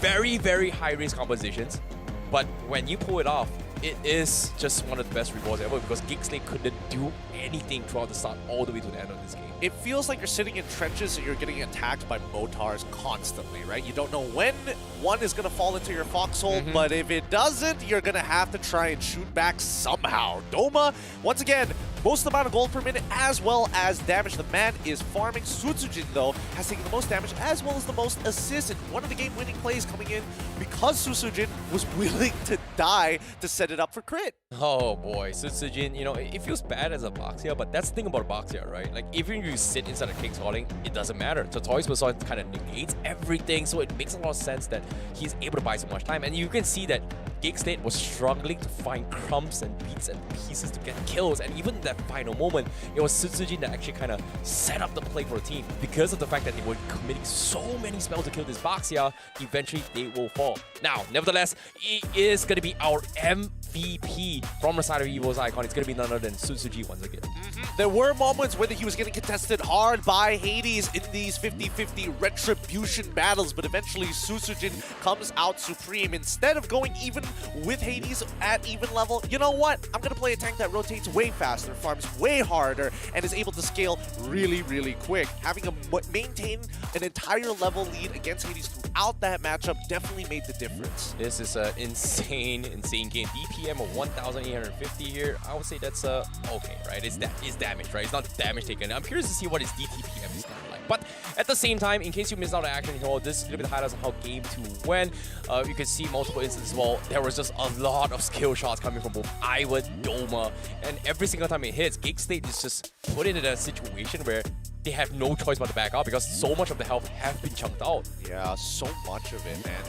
It's hard to deal with. It really is, because it feels like no matter what Geekslate look to itemize, there's always something that's better out there, right? You go for the Twilight Armor, you're thinking, okay, maybe this is a good idea. Oh, no, instantly gets blown up there. You think Twilight Armor is gonna save you in some of these situations? No, man. It's rough, because they layer it. EVO's Icon likes to layer their abilities, and they do it very well. Yeah, this is crazy, because Sutsujin was the like the bit and crumb that Geekslate was actually overlooking for here. They needed to get a kill to somewhat scale back to the game, and it was actually a bait. Sutsujin had the immortality. They were all sitting and clumped up as well, and they were just so afraid, and they just weren't expecting Crit to actually go in for the kills, and eventually that pretty much was the nail to their coffin, right? Yeah, I mean, Kadera, he had two ways to look at, right? He was looking at the threat at hand that was coming towards him. He didn't realize that the Kadena was coming in at the same time, but with the get away from me, if he did it just like slightly earlier, I think he would have been able to cancel out the rough waves, the second half of the ability, since he technically wasn't stunned. Yep, but nevertheless, a clean 2-0 coming from EVO's Icon. Congratulations, ladies and gentlemen. EVO's Icon is your next team to actually qualify to the next phase here. And that means there is 3 Indonesian teams coming from the Open Finals and 1 Philippine team heading over to the challenge, the challenge season. Yep, an entire season of Mobile Legends ready to be played, and we already have our qualified teams. I am just thankful that we have a team from Season 2 making it all the way, right? Like GPX, I'm very happy. We didn't get to see too many of their games, but I'm so glad that they're moving on to the next stage. Now, let's look at the recap the draft one more time, right? Because overall, the composition coming out for Geekslate, this mid-Satar first lock-in, first rotation, right? It's all about annoying your opponent, making your opponent think that maybe I won't be able to get some kind of good punishment, right? Fredrin, it's going to be difficult for him to stack his combo points in the middle of the King's Calling. Arlott, if it wasn't selected by Geekslate, probably would have been one of the high priority picks for Icon, because we have seen their EXP laner pop off on it before. Now, let's talk a little bit about the draft sequence coming in from both sides, right? Like EVO's Icon, they started things with the Fredrin. You talked about how, hey, Minstar is a great way to do this combo, but guess what? I guess the intention coming from Geekslate was that they were expecting this Fredrin to be in the jungle rotation, and when the final pick Baxia came in from EVO's Icon, it kind of like, wait a minute, if I'm a roaming Mincetar, when will I be in the XP lane? I think, let's keep in mind, Mincetar can be thrown in the EXP too, and I think he has a very good matchup, in a matter of fact, against the Fredrin. May not necessarily be the case against Lapu Lapu, right? So that's the thing that GeekFam is worried about. With this opener, there's a bunch of risks that needed to be mitigated. I think it's a good situation to actually pull up, like banning out the Claw, for an example, was already great. But then when you start looking at the damage numbers, right? As much as you want to engage, you must get into a vicinity where you can hit the most amount of people at the same time. If not, it feels a little wasted, right? Look at that damage coming up from Navaria. Topping the charge as a support, is that 600? Yep, the ones are very close to each other. 611,000 worth of damage being pumped up from one guy. Am I seeing this right? This is a roaming Navaria, right? So that's 61,000 as compared to a Kadita. But at the same time, I'm so dyslexic. That's the thing, right? Like, how can a Roma hit this hard? And it's interesting enough because based on the itemization from Novaria coming from Ivan, he switched it up from compared to Game 1 and Game 2. Game 1, he started off with Enchanted Talisman and went in for Divine Glaive, and then he actually went in for the Lightning Trinket and Divine Glaive. But this game, he actually opted to go for Enchanted Talisman and 2 Holy Crystal and Divine Glaive. Yeah, he needed the power now. He's not looking for power later on. It's about the item power spikes, right? Because if we're looking for getting a Lightning Trinket instead of going for a Holy Glaive, Holy Crystal or Divine Glaive, then you see a significant dip, right? Because it's all dependent on how much mana you actually have. So drop the Lightning Trinket. It's not like you need the extra bounce anyways. You just need that one shot to hit and one shot to instantly take somebody out. Oh, I guess that's a pretty interesting way to actually put it as well. A very different approach from the traditional mage builds that I'm used to seeing.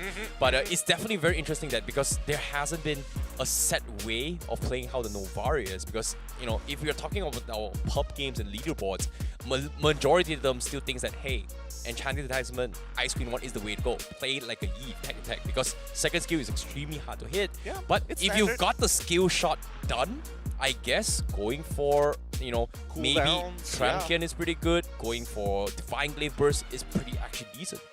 We haven't seen a utility build just yet, but I do like that this kind of like converts both of those, right? You're not looking to wait to scale for the later stages of the game, like in Clock of Destinies, it just takes too long as a support. So going for the Enchanted Talisman, and then you pair it up with other things, it could technically still be like, you know what, I could have gotten a Glowing Wand if I wanted to. I could have gotten an Ice Queen Wand if my team needs to kind of chase my opponents down. So I think that Ivan is definitely on the right idea here. I don't know what it's going to start looking like during MSC. Oh boy, that's going to be a completely different ballpark, right? It really will. Because, right, like this is pretty much the week before MSC as well. We will be continuing the challenge season right after MSC. So technically, it is going to be very scary if you think about it. I think it'll be interesting to see. It's going to affect the drafts, but how much it's going to affect the drafts, because I don't think it's going to affect the bans per se. But I do think that the pick order, a couple of more draft openings have been enabled. So, well, I'm ready to theory craft with Zahn later on. Exactly, but at the same time, I think Hellcat was pretty much banned throughout this entire week as well. So maybe Hellcat could have been a factor for sure. to deal with Novaria. So, man. I think during MSC is where things get a little bit more spicy. I'm excited to see if teams are going to take advantage that, hey, Novaria out as well as Hellcat out's interaction. How is it going to look like? Because it comes down to a stage where Vision game is going to be back towards the meta if you think about it. I don't know. It's something that we're going to have to test out. A lot of teams are going to be testing out as well.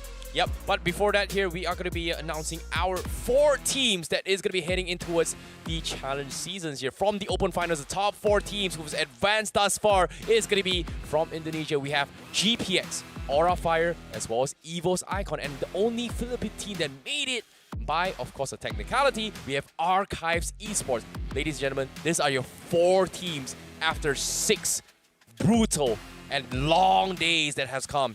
These are your final 4. Yeah, people said, oh my goodness, oh, this format, how are we going to get past it? It's basically a battle royale. We've put everything in one place and let MLBB be the language that they speak. And now, with these 4, we're keeping an eye for them as they move on to the next stage. Hopefully, they're going to be making it all the way, because they put so much work. Look at the stages, how many teams that they had to beat or potentially fight against to get to where they are. Oh, Swiss stage format. I've never seen this format before used, but for the first time here on SPS, we showcase you how brutal competitive esports is going to be looking like. The amount of teams that had to play through this, and the grind as well, the caliber of teams that have played here to finally make it into the top 4.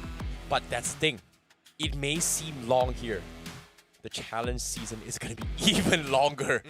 And it's scary because now we are going to show you how the challenge season is going to be looking like. Because with this 4 teams coming in, they are going to be facing off with the invited teams from the other MPL regions. which is Blacklist International, RSGPH, Brand Esports, Team SMG MY, Homeboys, Udo Red Giants, Team Flash, Bleed Esports, Alter Ego, RRQ, Bigatron Alpha, and CFU Gaming. Man, I'm seeing a lot of second place, third place MPL finishers here. Oh, and boy. That's scary. GPX, Aurafire, Archives Esports, and EVOS Icon have battled out for 6 days. Brutal days, in a matter of fact, just to qualify to face off against the upper, not the creme de la creme just yet, but the upper echelon. The upper echelon, the 1%. We're not even at the 0.1% just yet. It is going to be a raw one as well, because even in this roster as well, they are going to be competing for a total of 6 slots. So they are going to be divided into 4 groups during the challenge season, and these 4 groups, the top seeding of each group will directly get the qualifications to the challenge finals. And once that happens, the remaining teams will have a last chance qualifier, and in that last chance qualifier, they will only 2 teams that will have the chance to make it into the challenge final. So it is, like I said, a different version of the Swiss format. Exactly. So ideally, you qualify from the groups rather than have to face 12 other teams once the 4 have been qualified just to get into your LCQ, your last chance qualifiers. So I don't know how these teams are going to do it, right? It's out of my hand. I'm extremely stressed out for all of our open final teams, but good luck to them, as the invited challenge season teams are no pushovers, not at all. Oh boy, the first and second place from each group has a chance. Wow, you have to make it past the group stages first and go through the second last chance. Oh my. I don't know how to stress this enough to all the 4 teams that made it from the open finals. I am sorry to give you so much stress, but I sincerely would like to wish all 4 teams the best, because if any one of you who makes it into the challenge finals, you are making history for Mobile Legends Bang Bang. But of course, if you guys want to witness this history with us, there is going to be tickets available. You can watch it live on the Snapdragon Mobile Challenge Finals MLBB on the 21st to the 23rd and July for the finals at Istora Senayan, Jakarta. Yep, we previously had M4 there, so if you missed that out and you want to check out the venue, this is a good time or a good excuse to skip your work and head on over. The tickets are going to be starting at 20,000 rupiah. Honestly, not that bad. Very affordable from considering the level of gameplay and the amount of content you're going to be provided with. Exactly. We're only 20,000 rupiah, man. Come on, if you're planning a vacation, and I'm hinting a certain Singaporean caster who could have made it a proposal there, here, and Abstract? there. And why'd you gotta spoil it? But because he's already engaged. He already did it. But of course, if you have ever an idea here, you can always talk to the organizers. I'm just hinting, even though it might not happen. I'm just, blowing my horns here. But of course, if you guys are excited for this event, there is still another one as well in Cambodia, which is MSC 2023, which is going to be happening next week. Regular ticket sales are going to be available, and of course, free registration if you kick off now. All you gotta do is just scan the QR code, secure your tickets now. Yep, secure your tickets early. That way you can start booking your flights early and save a lot of cash. Because let me tell you, the closer it is to the day, the more expensive these tickets are going to get. And if you are going to talk to the organizers about doing a proposal, just make sure that the partner is going to say yes. It's really uncomfortable for everybody if they say no on stage, on live stream. That's too much. Now that you mention it, you didn't even think of that. That is actually kind of scary, you know? Like, imagine like if it's broadcasters on international stage, and if actually that happens, and then get rejected. That's gotta be the biggest heartburn ever. It would be quite the heartburn in the matter. Only for the strong-willed, only for the strong-willed to make that proposal. Oh boy. All right, with that being said, let's have a quick shout out to all of our sponsors, making sure that this Snapdragon Elite Pro Series is going to be as good as it gets. And obviously, we gotta thank Snapdragon. It's in the name, it's in the title. Snapdragon Elite Gaming, when winning matters, when you want to get that edge, when you want to be looking for, you know what? You don't want to do the research. I'll just give you the recommendation right off the bat. The Samsung Galaxy is available for you guys with a new flagship phone, this Galaxy S23 Ultra. You've always had big hands, don't worry. Samsung Galaxy Galaxy has got you. Always been wondering whether the camera is going to be good enough? Samsung has got you. And when that pisses you off, you got to be able to unleash that beast within you to make sure you're part of that 0.1% of the crew. So unleash the beast with Monster Energy Drink. And if you're looking to be like, you know what, I want to bundle it all up, I want to get it all in one go, let me recommend you the courier of our day, DHL, one of our sponsors here at the SPS. You can take part in their FEBot Dash Cup and win, well, I don't know, an extra 5,000 euros. I was trying to convert it in my head. It's a whopping number in ringgit. It's a whopping number, let me tell you that. Is it times 4 or times 5? Look, we'll talk about it afterwards because it's that large of a number. That or I'm bad at arithmetics. Either way, thank you to all of our sponsors for making this happen. Mobile Legends history in the making, one step at a time. Exactly, and in this case here, we hope you guys have enjoyed yourselves thus far for the SPS Pro Series here. It has been a pleasure casting for you in this past few 6 days here from all the casters on behalf as well. And of course, before we close things out here, anything final words here, Greeted? Final words, see y'all at MSC.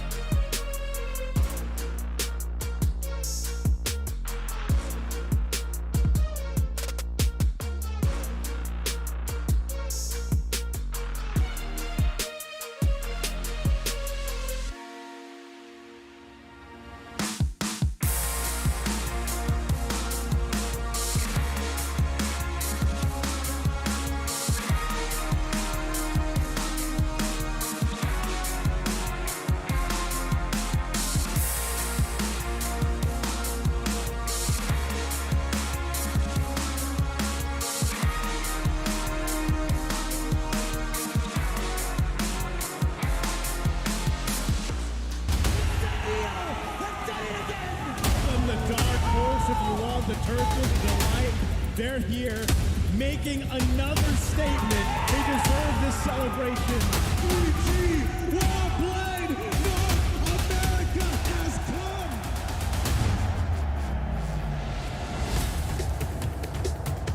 come. Welcome to Mobile Legends. Starting off 2023 with a huge bang. The M4 World Championship by Mobile Legends Bang Bang Esports achieved one of the highest peak concurrent viewerships of 4.2 millions, setting the tone for the year. And with the MPL seasons and official tournaments going underway in their respective regions, we know that fans across the globe wanted more. Taking place in Phnom Penh, the vibrant capital city of lovely Cambodia, for the first time in MSC history, this year's cup will include non-C representatives. And why do this and include international teams? The objective is simple: to improve MLBB esports level and ecosystem, evolving an established regional brand into an international championship, one without borders. MSC 2023 is a testament to the increasing demand and support from fans across the world. #SeeTheWorld. We will work hard to elevate the tournament level and increase our esport competitiveness. With that, do look forward to witnessing world-class MLBB esports in Phnom Penh this June. See you there, and see the world.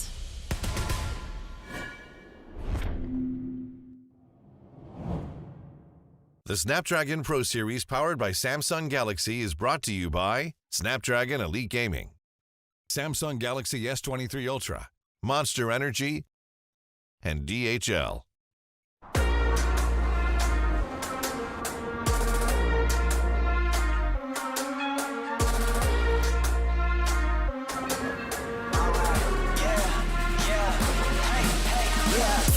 Won't stop going till a player on top know it. Rooftop penthouse suite. If you really want it, gotta own it. Fight through it, we was at the lowest. Blood, sweat, tears, the components. Riding all year, now's the moment. We are not friends, we are opponents. Yeah, I'm coming for mine. mind, yeah. I'm making a play, the game on the line, yeah. I've been on the grind, yeah. I jump in the spot, I made it my time, yeah. Look in the sky, yeah. The stars align, no shade to shine. Can't stop it already, emotional work and devotion. We put in this time, look.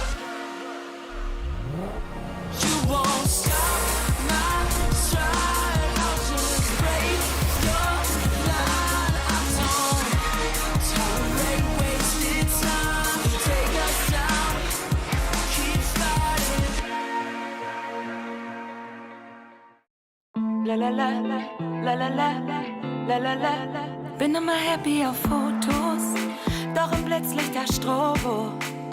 Frag ich mich schon, wo du jetzt bist und vermiss dich so.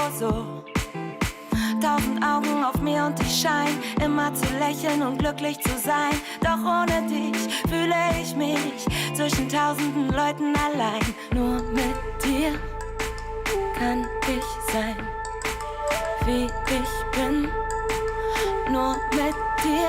Wir tanzen so, als ob keiner zusieht. Ganz egal wo, zusammen sind wir mutig. Und wir beide drehen so auf, als ob es nur uns zwei gibt. Und singen so laut diese Melodie. Lelele, lelele, lelele. Flieg mit mir auf dem Beat. Lelele, lelele, lelele. Als ob uns keiner sieht. Du bist mein Dodo, ohne dich bin ich solo. Zwischen Tokio und Soho denk ich an dich und die Sehnsucht ist so groß. Denn mit dir kann ich Luftschlösser bauen. Wir zwei sind immer ein bisschen zu laut. Ganz ohne Ziel, ganz ohne Plan. Mit dir durchzudrehen hab ich so sehr gebraucht. Nur mit dir kann ich sein, wie ich bin. Nur mit dir